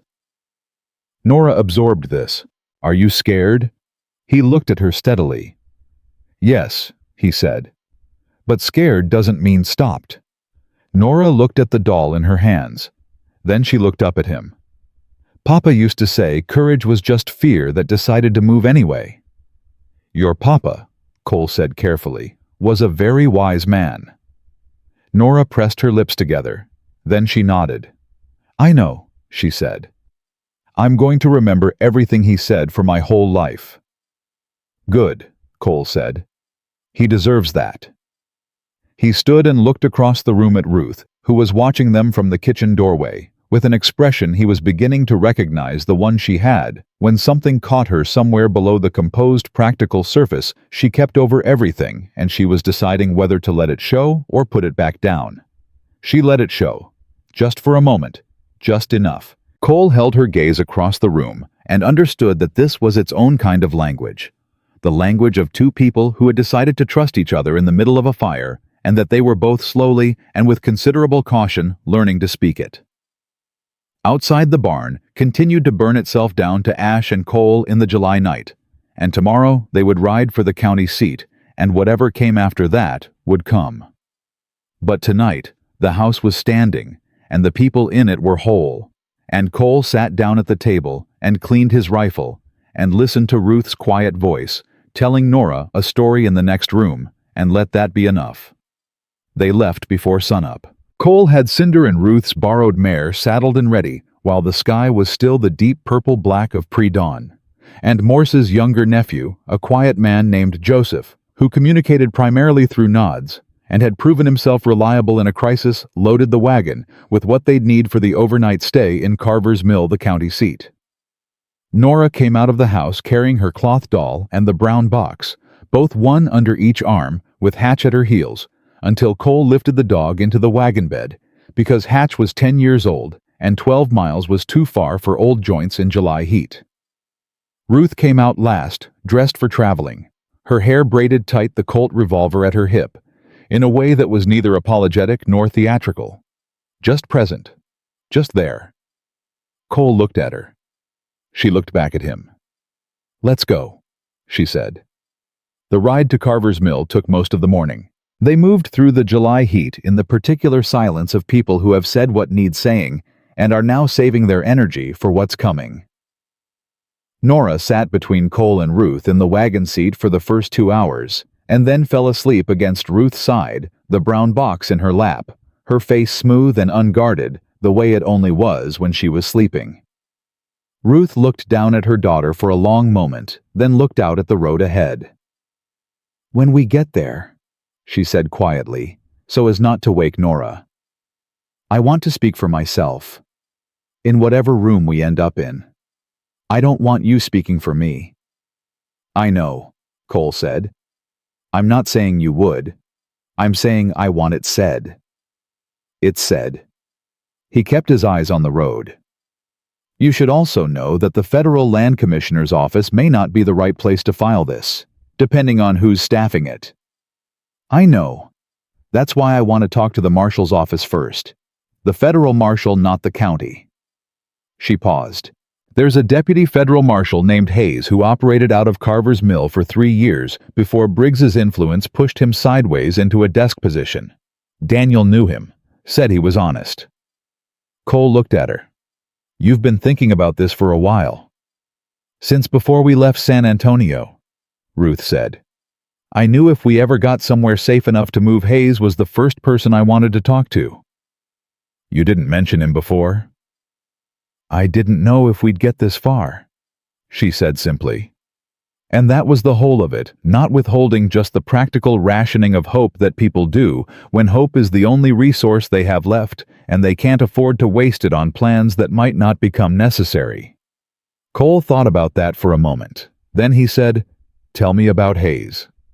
She did. Marcus Hayes, 48, former Army-appointed federal deputy marshal in 1871, and posted to Carver's Mill, where he'd done good work for 4 years before Briggs began systematically undermining him with the territorial marshal's office filing complaints, questioning his reports, having friendly judges kick his cases on procedural grounds until Hayes was buried in paperwork and stripped of field authority and sitting at a desk processing land transfer documents, alive and honest and almost certainly furious about both. "A man like that," Cole said when she finished, "has been waiting for exactly the kind of evidence that's in that box." "That's what I'm counting on," Ruth said. Carver's Mill was bigger than Seco Pass and smaller than San Antonio, which put it at the particular size where everyone knew enough about everyone else's business to make secrets difficult. But the population was large enough that a woman and a child and a rancher arriving on a Wednesday morning did not constitute an event. They left the wagon at the livery on the south end of Main Street, Joseph staying with it, and with Hatch, who regarded the town with deep suspicion from the wagon bed, and Cole and Ruth and Nora walked to the federal building on the corner of 2nd and Laramie. Nora held the brown box with both hands. She hadn't let anyone else carry it since they'd left the ranch. The federal building was a two-story brick structure that smelled of paper and tobacco and the particular staleness of institutional air that hadn't changed in years. A clerk at the front desk looked up when they came in and opened his mouth to say something standard and official. "We're here to see Deputy Marshal Hayes," Ruth said before he got a word out. "On a federal matter. My name is Ruth Harrington, formerly Calloway. My husband was Daniel Calloway. I have documentation of a criminal conspiracy involving Senator August Briggs of Austin that constitutes a federal offense under the Interstate Commerce Act, and I need to speak to the most honest man in this building immediately." The clerk stared at her. Ruth looked back at him with the patience of someone who had been through considerably more difficult things than a government clerk deciding whether to do his job. "Now please," she said. Marcus Hayes was a broad-shouldered man with gray at his temples and the eyes of someone who had been waiting for something without knowing exactly what it was. He came downstairs in his shirt sleeves and looked at the three of them in the hallway and then at the box Nora was holding, and something shifted in his face. Not surprise, exactly more like recognition. Like a man seeing the shape of a thing he'd been half expecting for a long time. "Mrs. Calloway," he said. "Harrington now," Ruth said. "This is my husband, Cole Harrington, and this is my daughter, Nora." She put her hand briefly on Nora's shoulder. "Nora has information as well as I do. She's a material witness." Hayes looked at the girl. Nora looked back at him steadily, the box clutched to her chest. "All right," Hayes said. "Come upstairs." His office was a room that told the story of a man made deliberately small, the desk piled with land transfer files and routine paperwork, the window facing a wall rather than the street, the single chair for visitors positioned, so that whoever sat in it was lower than Hayes's desk level and therefore implicitly subordinate. It was the office of a man who had been managed into irrelevance with considerable craft. Hayes cleared the visitor chair for Ruth and produced a second one from the hallway for Cole, without being asked which told Cole something about him before he'd said 10 words. "How long have you had this material?" Hayes asked when Ruth finished laying out the broad shape of what was in the box. 6 weeks, since before Daniel died. Ruth folded her hands in her lap. "He sent me a message 3 days before they killed him. Told me where the box was and who to bring it to if something happened to him. He named me. He said find Hayes in Carver's Mill. He said you were the last honest federal man in this part of Texas." She paused. "He said Briggs had been trying to get you reassigned for 2 years and hadn't managed it, which meant either you had something protecting you or you were stubborn enough that even Briggs couldn't move you." Hayes was quiet for a moment. "Bit of both," he said. "What's in the box specifically?" Ruth nodded to Nora. Nora set the box on Hayes's desk and opened the brass latch and stepped back. Ruth spread Daniel's documents across the surface, the transaction records, the copied letters, the names and dates and amounts that Daniel Calloway had spent 8 months assembling, with the precise patience of a man who knew that if he was going to do this, he was going to do it right. Hayes read without speaking. Cole watched him read. Ruth watched Cole watch Hayes. Nora watched all of them from her position by the door, the empty box at her feet. Hatch's absence clearly noted in the way she kept glancing toward the door. When Hayes finished, he sat back and looked at the ceiling for a moment. Then he said, "The letter. The one with Briggs's signature." "Copied," Ruth said. "Daniel copied it. He didn't have a way to take the original without Briggs knowing immediately. A copy isn't legally—" "There's a second letter," Ruth said. "This one Daniel received. Briggs sent it to Daniel directly when Daniel started asking questions, telling him to stop." She reached into the stack and produced it, not a copy, the original with Briggs's seal and signature. Daniel kept it. He wrote on the back of it the date he received it and what he'd been asking about in the 3 days before it arrived. Hayes looked at the letter for a long time. "This is enough," he said. "Not for a conviction on its own, but enough to open a federal investigation. Enough to pull Briggs's financial records, enough to subpoena the men named in these transactions. He looked up at Ruth. If I file this today, Briggs will know within 48 hours. I know, Ruth said. He'll move against you. He already has, Cole said. He described the barn. Hayes's expression didn't change much, but something behind his eyes went colder. Webb Harker, Hayes said. He was with Vane when Vane came to serve the custody order, Cole said. Ruth identified him. Hayes looked at Nora. You saw him too. Nora stepped forward from the door. She stood up straight and looked at Hayes directly, and Cole thought not for the first time about what this child had packed into 7 years of living. He came to my papa's shop twice before the day Papa died, she said. I can describe what he wore both times, and what he said, and what my papa's face looked like when he came in. She paused. My papa always sent me to the back room when Mr. Harker came, but I watched. From behind the curtain, Hayes said almost to himself. Yes, sir. Hayes looked at the child for a long moment, with the expression of a man recalibrating something. Then he looked at Ruth. I want to take your statement today. Both of yours. He looked at Cole. Yours too. I want everything documented and signed before I file so that if anything happens to any of you, the record is already here. And the custody petition, Ruth said. Briggs filed through Constance. I know about the custody petition, Hayes said flatly. It came through a judge in San Antonio who has ruled in Briggs's favor 14 times in the past 3 years. It's not worth the paper it's printed on in a federal context, and I can file a superseding motion today that puts it on hold pending investigation. He paused. That doesn't mean Briggs stops. It means he has to stop using the law to do it.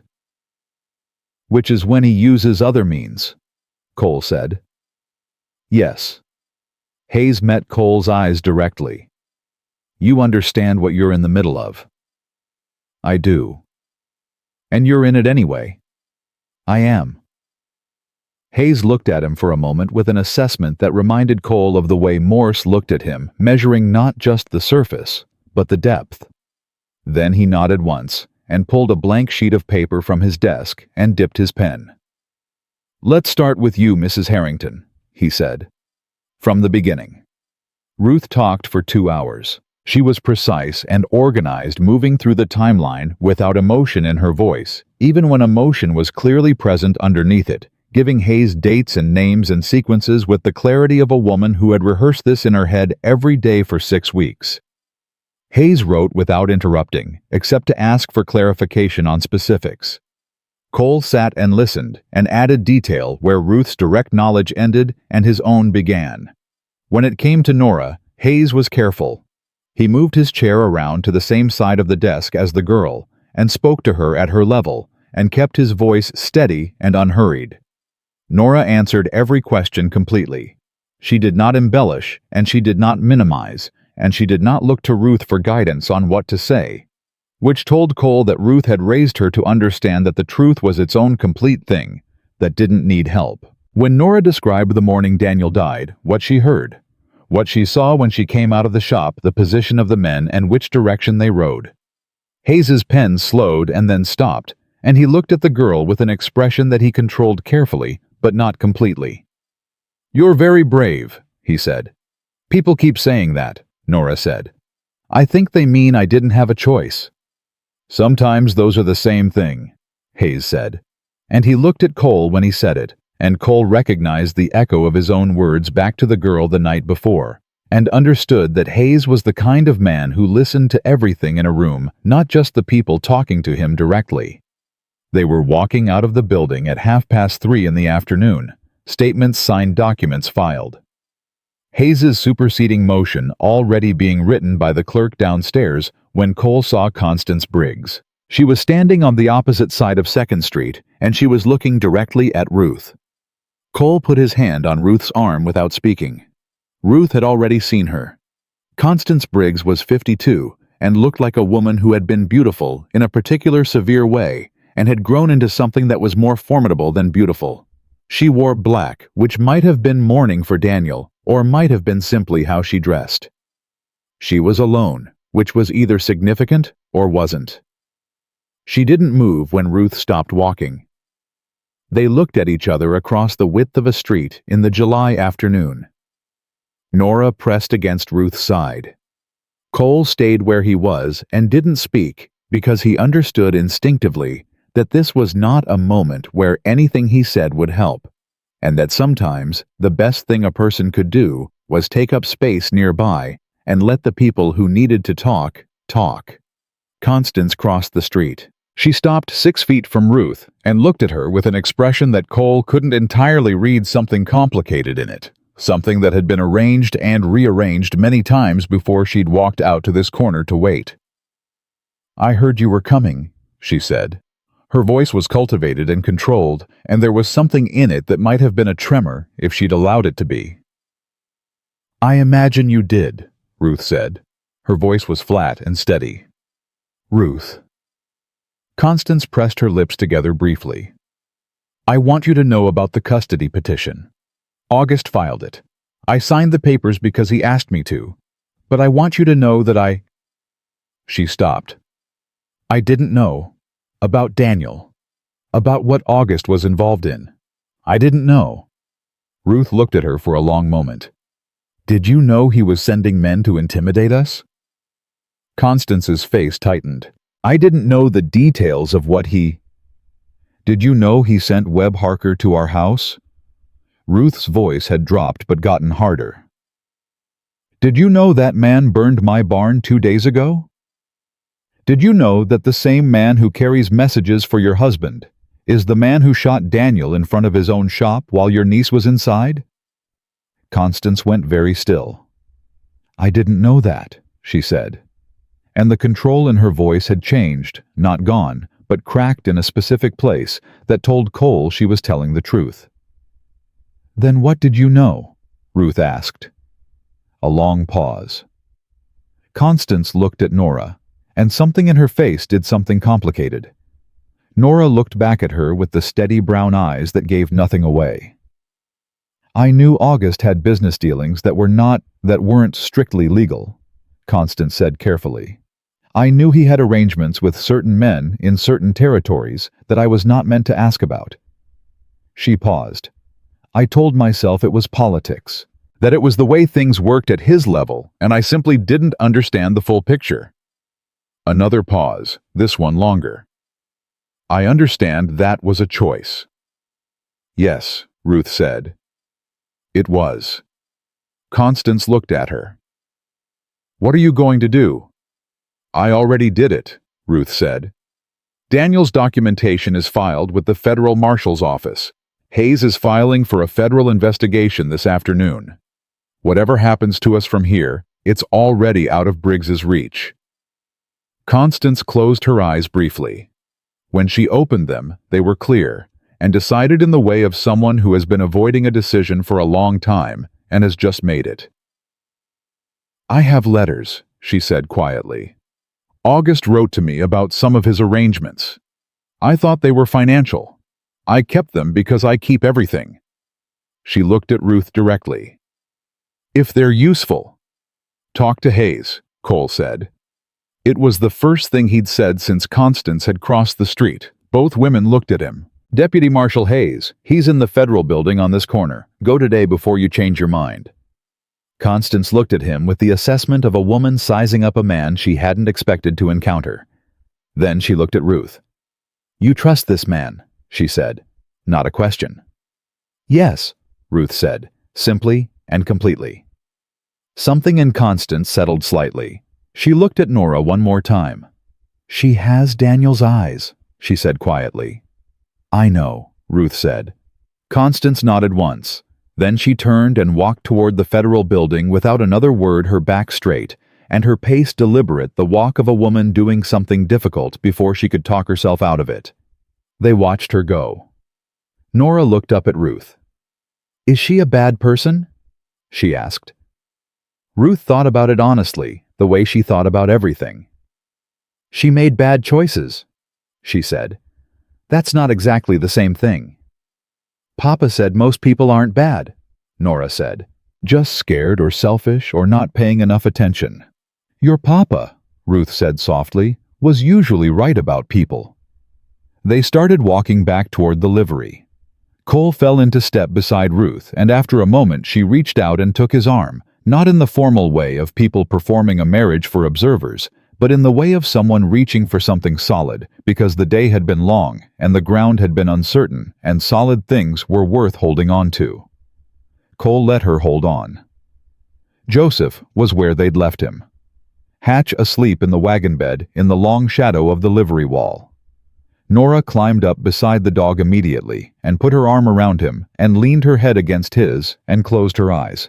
Hatch didn't open his. Ruth looked at the wagon and at her daughter, and at the brown box sitting empty on the wagon bed, now that its contents were filed in Hayes's office in duplicate, and Cole watched her absorb the fact of that the box, empty the weight of 6 weeks, finally set down somewhere that could hold it.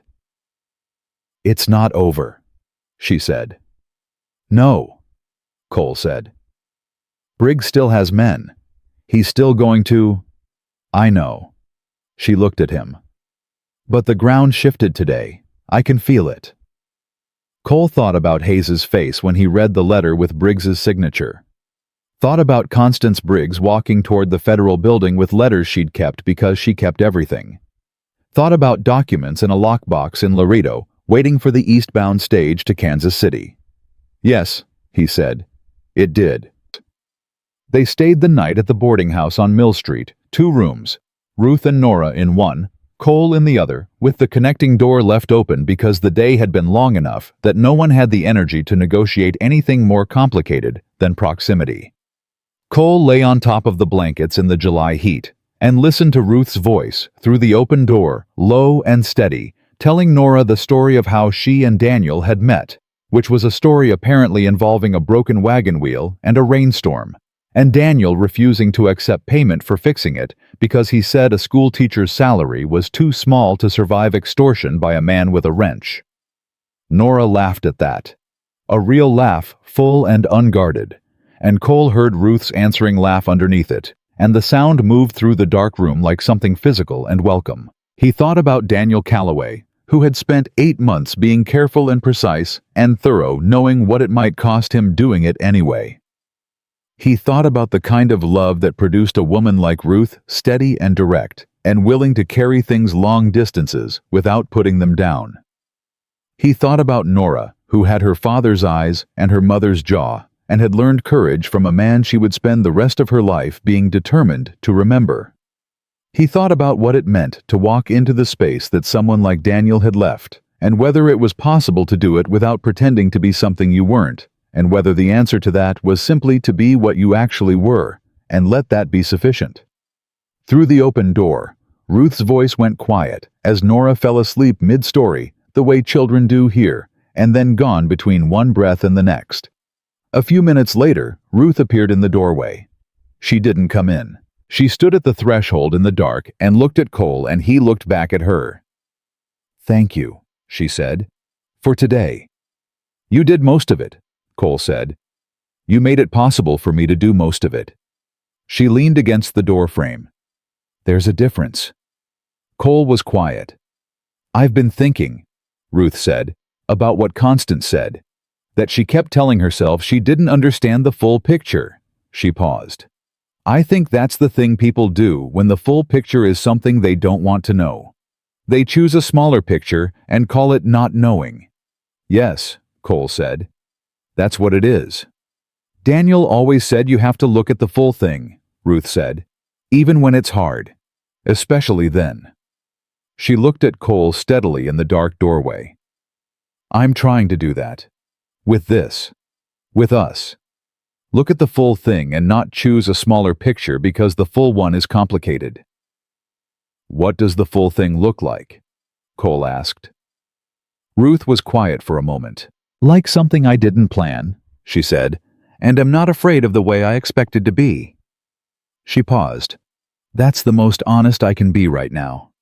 "That's enough," Cole said. She looked at him for a moment longer. Then she pushed off the doorframe. "Get some sleep," she said. Tomorrow's going to be... The gunshot came through the window.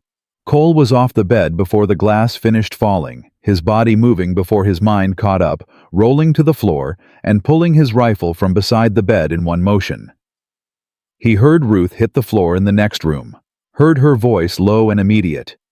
"Nora, down, stay, down," and heard Nora's sharp exhale of breath that meant she was down and unhurt and listening. Cole came up alongside the window frame, not in front of it, and looked out at the angle. The shot had come from the roof line across the street. He could see the figure moving there, repositioning, and he recognized the particular economy of motion of a man who had done this before. Harker. Cole fired once, not to hit, not at that angle and distance in the dark, but to displace, to make the man move before he could get settled for a second shot. The figure on the roof jerked back and dropped below the ridgeline. Cole crossed to the connecting door in 3 steps. Ruth was on the floor beside Nora the Colt, in her hand, both of them against the interior wall away from the window. "You're both fine," Cole said. "Yes," Ruth said. "Nora." "I'm fine," Nora said. Her voice shook slightly and then steadied. "Is it Harker?" "Yes," Cole said. Nora's jaw set, that set jaw. "Then we have to end this," she said. "We have to end it now." She was 7 years old and she was completely right. "I know," Cole said. "Stay here." "Cole," Ruth said. He looked at her. "Don't go alone," she said. "Not this time." He looked at her for a moment on the floor in the dark, with her daughter against her side, and the Colt in her steady hand, and her eyes clear and direct and completely without pretense, and understood that she was not asking him to be careful. She was asking him not to make decisions about her safety without her in the room. "All right," he said. "Here's what we do. Ruth takes Nora out the back," Cole said. "Down the service stairs. There's an alley that runs behind this building to the livery. Joseph is there with the wagon." "And you," Ruth said. "I go out the front. Draw Harker's attention to the street side while you move." Ruth looked at him with the expression he'd come to recognize as her working through a plan for weak points before she committed to it. "If he has a second man covering the alley..." "Joseph has a rifle," Cole said. "And Hatch will hear anyone in that alley before Joseph sees them." A beat. "And if Harker moves to the street before we clear the back..." "Then Hayes will hear the shot and come out of the Federal building," Cole said. "His office window faces this street. He was still there when we came in an hour ago." Ruth absorbed this. Then she stood, pulling Nora up with her. "All right," she said. "Give us 2 minutes before you go out front." 90 seconds, Cole said. "Don't take longer." Ruth was already moving, steering Nora toward the hallway. At the door, she stopped without turning around. "Cole," she said. "I know," he said. She went. Cole counted to 90 in the dark, watching the roofline across the street, through the lower corner of the broken window, tracking the absence of movement that meant Harker was holding position and waiting. A patient man. Cole had learned in 8 years of Pinkerton work that patient men were more dangerous than aggressive ones, because they didn't make the mistakes that aggression produced. Harker had waited 6 weeks to find Ruth and Nora. He would wait another 10 minutes for a clean shot, which meant Cole needed to give him something to look at that wasn't clean. At 90 seconds, he moved to the room's door, opened it without sound, went down the front stairs and through the boarding house lobby. The proprietor was behind his desk, eyes wide hand, near a shotgun he hadn't decided to pick up yet, and out the front door, at an angle, not straight out, moving left along the wall toward the shadows at the building's edge. The shot came immediately. It hit the door frame where he'd been a half-second earlier, and Cole dropped and rolled and came up behind the water trough at the edge of the boardwalk, and from that position, he could see the roofline clearly enough to put 2 shots within 18 inches of where Harker was positioned. Not hits. Displacements. Keep him moving. Keep his head down. Give Ruth 90 more seconds. He heard Hatch bark from the direction of the livery, once sharp alert, and then stop. Which meant either a threat had appeared in the alley and Joseph had handled it, or the bark itself had been sufficient. Cole trusted the dog's judgment on that. Then he heard Hayes. The federal marshal's office door opened with enough force to put it flat against the wall, and Hayes came out into the street with 2 men behind him and a rifle at his shoulder before the door had finished swinging, and he put himself between Cole and the roofline, with the calm positioning of a man who had done fieldwork for 20 years before a desk had tried to bury him. "Harker," Hayes said, not shouting, projecting the way you learned to in the Army. "Webb Harker, Federal Marshal. You're under arrest for the attempted murder of a federal witness. Come down off that roof or I will send men up after you, and they will not be gentle about it." Silence from the roofline. Cole kept his position behind the trough and his rifle on the ridgeline and watched. 30 seconds passed. 40. The July night pressed down hot and still around all of them. Then Harker stood up. Not with his hands raised, standing rifle at his side looking down at the street with the calculation of a man counting odds. Cole counted them with him, 3 federal men, Cole behind the trough, the positioning that left Harker no angle that didn't put him against 2 guns simultaneously. Harker was patient, but he was not stupid. He set the rifle down on the roof and raised his hands. Hayes sent his men up after him anyway, which Cole respected. You didn't take a man at his word when his word had included 2 attempted murders in 3 days. Cole stood and walked to Hayes while they were bringing Harker down from the roof. "The alley," he said. "Joseph's fine," Hayes said without being asked. He had one man come over the fence, and he introduced him to the butt of a rifle, and the man decided to stay on the ground. He looked at Cole steadily. "Your family?" "Gone to the livery," Cole said. "Ruth took Nora out the back." Hayes nodded. "Smart woman." "Yes," Cole said. "She is." They brought Harker down into the street, and he looked at Cole with those flat, patient eyes, and said nothing. Cole looked back at him and thought about Daniel Calloway standing in front of his own shop, and Nora watching from behind the curtain, and Ruth spending 6 weeks carrying the weight of what this man had started, and he held Harker's gaze without expression until Harker looked away first. That was sufficient. Cole went to the livery. Ruth was standing at the livery entrance with Nora against her side, and the Colt still in her hand, and Joseph behind her holding a lamp. When Cole came around the corner, she looked at him with a complete and total assessment that started at his boots and ended at his face, checking for damage. And he understood that the 12 seconds that assessment took was the most honest thing she'd done since he'd met her, because Ruth Harrington did not show what she was afraid of losing unless she had to.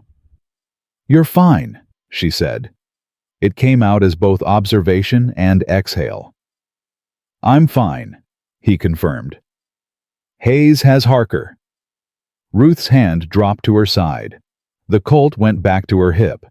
She looked at the night sky above the livery for a moment, then at Cole. "It's not over," she said. "Briggs?" "Briggs is finished," Cole said. "He just doesn't know it yet."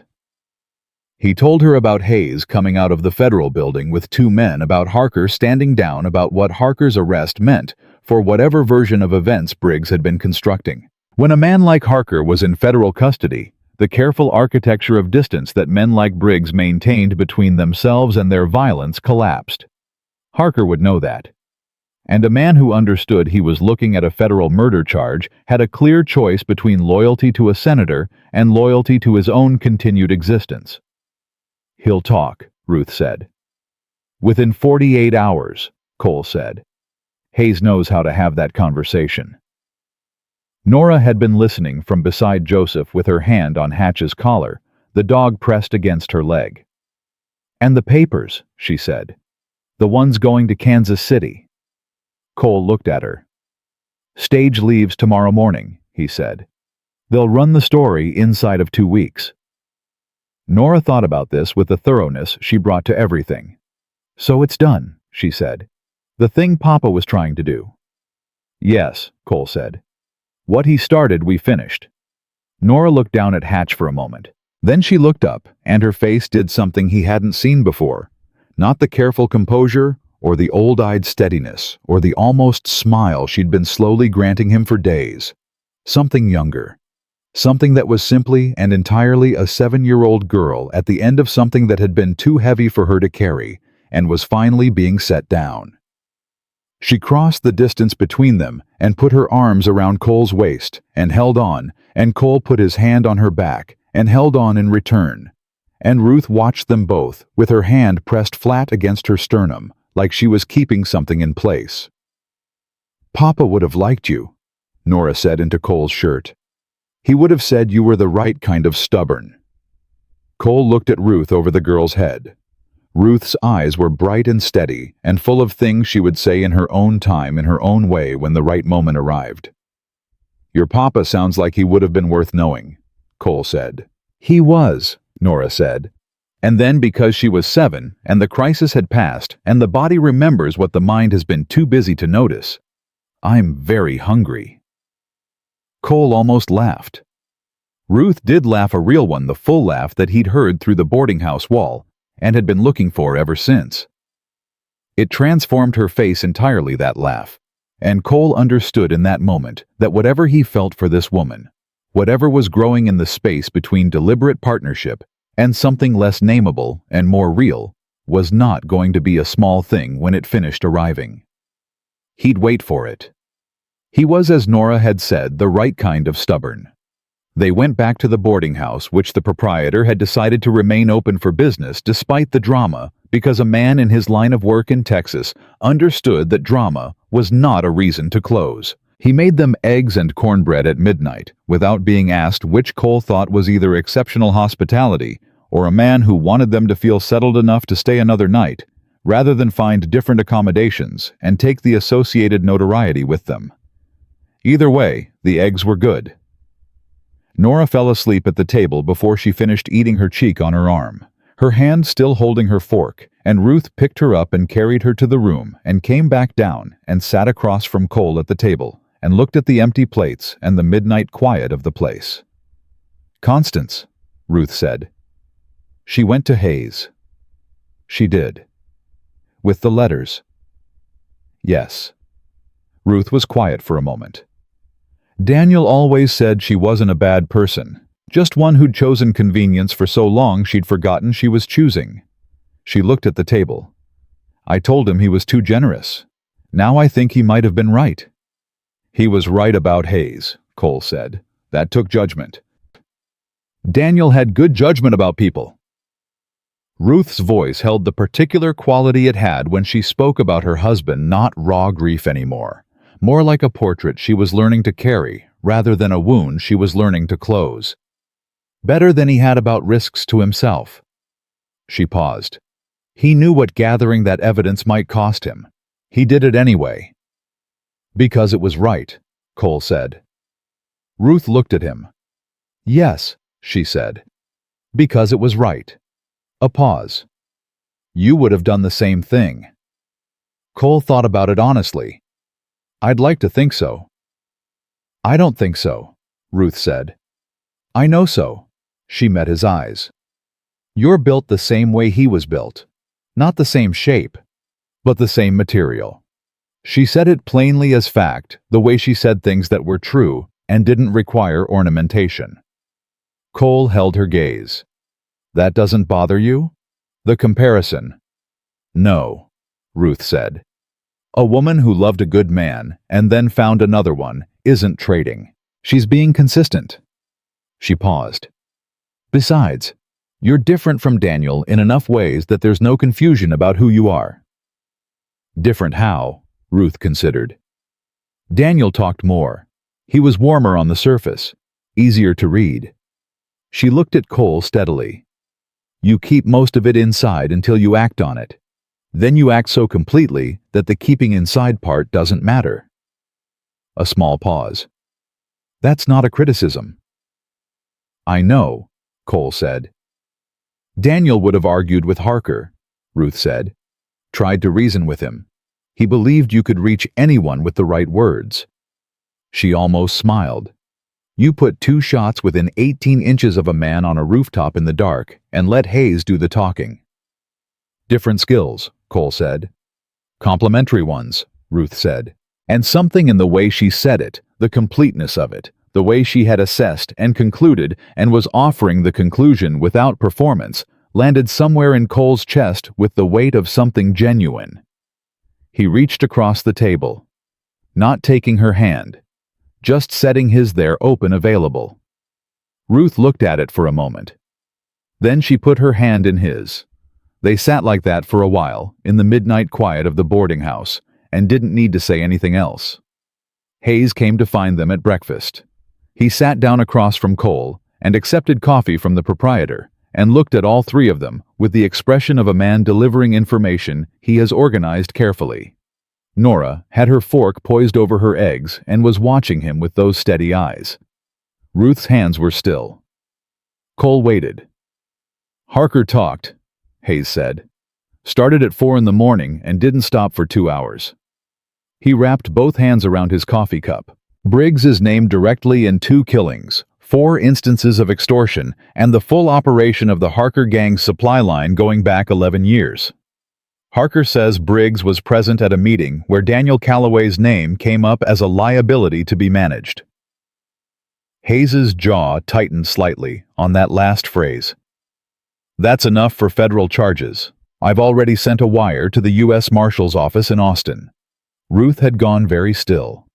By tonight, Hayes continued, there will be federal marshals at Briggs's door in Austin. By tomorrow, there will be a warrant. He looked at Ruth directly. It's done, Mrs. Harrington. What your husband started is done. Ruth pressed her lips together and looked at the table for a moment. Cole watched her absorb it, the particular private work of a person receiving news they have carried the absence of for a very long time. Nora set down her fork and reached across the table and put her hand over her mother's child small against Ruth's. Mama, Nora said quietly. Ruth looked at her daughter. Then she pulled the girl into her side and held her one arm around those thin shoulders, her face pressed briefly against the copper hair. When she looked up, her eyes were clear and direct and wet at the edges. Daniel, she said. Not to Hayes, not to Cole. Just saying his name into the space where she needed it to be heard. We did it. Cole looked at his coffee cup and gave her that moment without filling it. Hayes stayed another 20 minutes outlining what came next. Statements of formal hearing, the likelihood that Cole and Ruth would need to appear in Austin within the month, the process of dissolving the custody petition, now that its architect was facing federal charges. He spoke to Ruth as an equal, throughout which she accepted as her due, without remarking on it. When he left, he shook Cole's hand and looked at him with the expression of a man recognizing something in another man without being able to name exactly what it was. You built a wall between those two, and everything coming at them, Hayes said quietly at the door. That's not nothing. They didn't need a wall, Cole said. They needed someone to stand beside them. Hayes looked at him for a moment. Then he nodded once and walked out into the July morning. They rode back to the ranch that afternoon. The burned barn was a fact they would deal with. Cole had already started calculating what rebuilding would require timber and time and help, and Morse's nephews had expressed willingness, and the community that had watched the Harrington situation with careful interest would likely respond to a barn raising with the frontier practicality of people who understood that today's disaster could be tomorrow's, and help came around. The house was standing. The well was good. The garden Ruth had begun in the small plot beside the south wall had not been touched. Nora spotted the kittens from 20 yards out, recognizable despite the chaos of the past 3 days by the particular weaving movement through the fence posts, and was off the wagon before it fully stopped. Hatch followed at his old man's trot, and the two of them disappeared into the tall grass beside the fence, with the focused purposefulness of creatures who had decided the crisis was over, and it was time to attend to important things. Ruth stood in the yard and looked at the house, and the burned-out shell of the barn, and the garden, and the wide July sky above it all. Cole stood beside her. It needs work, he said. Everything worth having does, Ruth said. He looked at her. She was looking at the property with the expression he'd seen on her face when she'd organized his supply shelves and hung herbs in the kitchen and turned the rough bachelor structure into something that felt inhabited assessment, followed by the particular calm of a woman who sees what needs doing and is not frightened by the scope of it. "We'll build the barn back bigger," Cole said, "before winter." "We'll need another horse," Ruth said. "Two eventually, if Nora's going to ride properly. I know a man in Laredo who breeds good stock." "Garrett Finch," Ruth said. Cole looked at her. "How do you know about Finch?" "You mentioned Laredo and contacts in the same sentence 3 days ago," Ruth said. "I paid attention." Cole thought about the 8 years he'd spent alone in this house, answering to no one, explaining nothing. The particular uncomplicated solitude of a man who had decided that caring about people was a risk he was done taking. He thought about how that solitude had felt like safety, and had actually been a slow and very quiet kind of dying. "Ruth," he said. She looked at him. "I want to say something, and I need you to hear it without arguing with it, or qualifying it, or telling me what it probably means practically." She raised her eyebrows slightly. "That's a significant set of conditions." "I know. Can you do it?" A pause. "Probably not indefinitely," she said. "But I'll try for the next 60 seconds. Cole looked at her steadily. "When I found you and Nora out there in the July heat, I thought I was doing what any decent man would do. I told myself that all the way back to this ranch. I told myself that when I cleaned your wound, and when I went to town to send telegrams, and when I rode to Morse and asked him to come marry us." He paused. "I was wrong. A decent man would have gotten you stable and pointed you toward the next town. I didn't do that. I kept finding reasons to stay involved because I didn't want you to leave." Ruth was very still. "I didn't understand that at the time," Cole said. "I do now. And I think you should know it. Not as a pressure or a declaration or anything that requires a response right now. Just as the truth." He held her gaze. "I have not wanted anything for 8 years. I want this.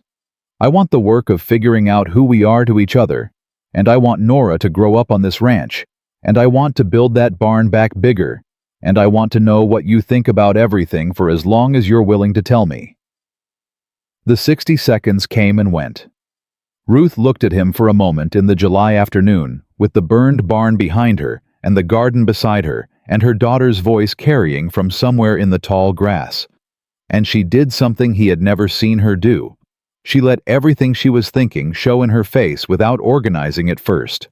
All of it. The grief and the careful hope and the exhaustion and the something warmer underneath that had been growing since the first morning on the porch with cold coffee and a red sunrise. "Cole Harrington," she said. "I spent 6 weeks carrying something that would have broken most people, and I did it because I had no choice." She stepped forward. "But I am standing here right now because of you. Not because you saved my life on a hot day in July, though you did. Because you stood next to me every day after that and did not treat me like something fragile or temporary, or secondary to your own judgment." She reached up and put her hand against his jaw, direct and warm and entirely without pretense.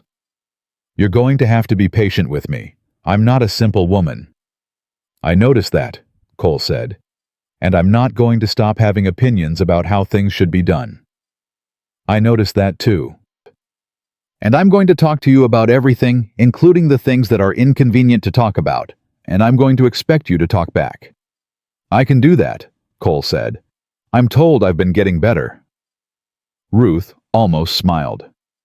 Then the almost became real, became the full smile that changed her face entirely, and she stood on her toes and kissed him, not the careful formal contact of two people performing a ceremony.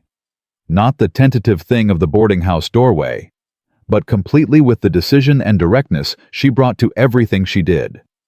When she pulled back, her eyes were clear and warm, and absolutely certain. "There," she said quietly. "Now we know." From the tall grass, Nora's voice. "Are you two doing something embarrassing?" "Yes," Cole said without looking away from Ruth.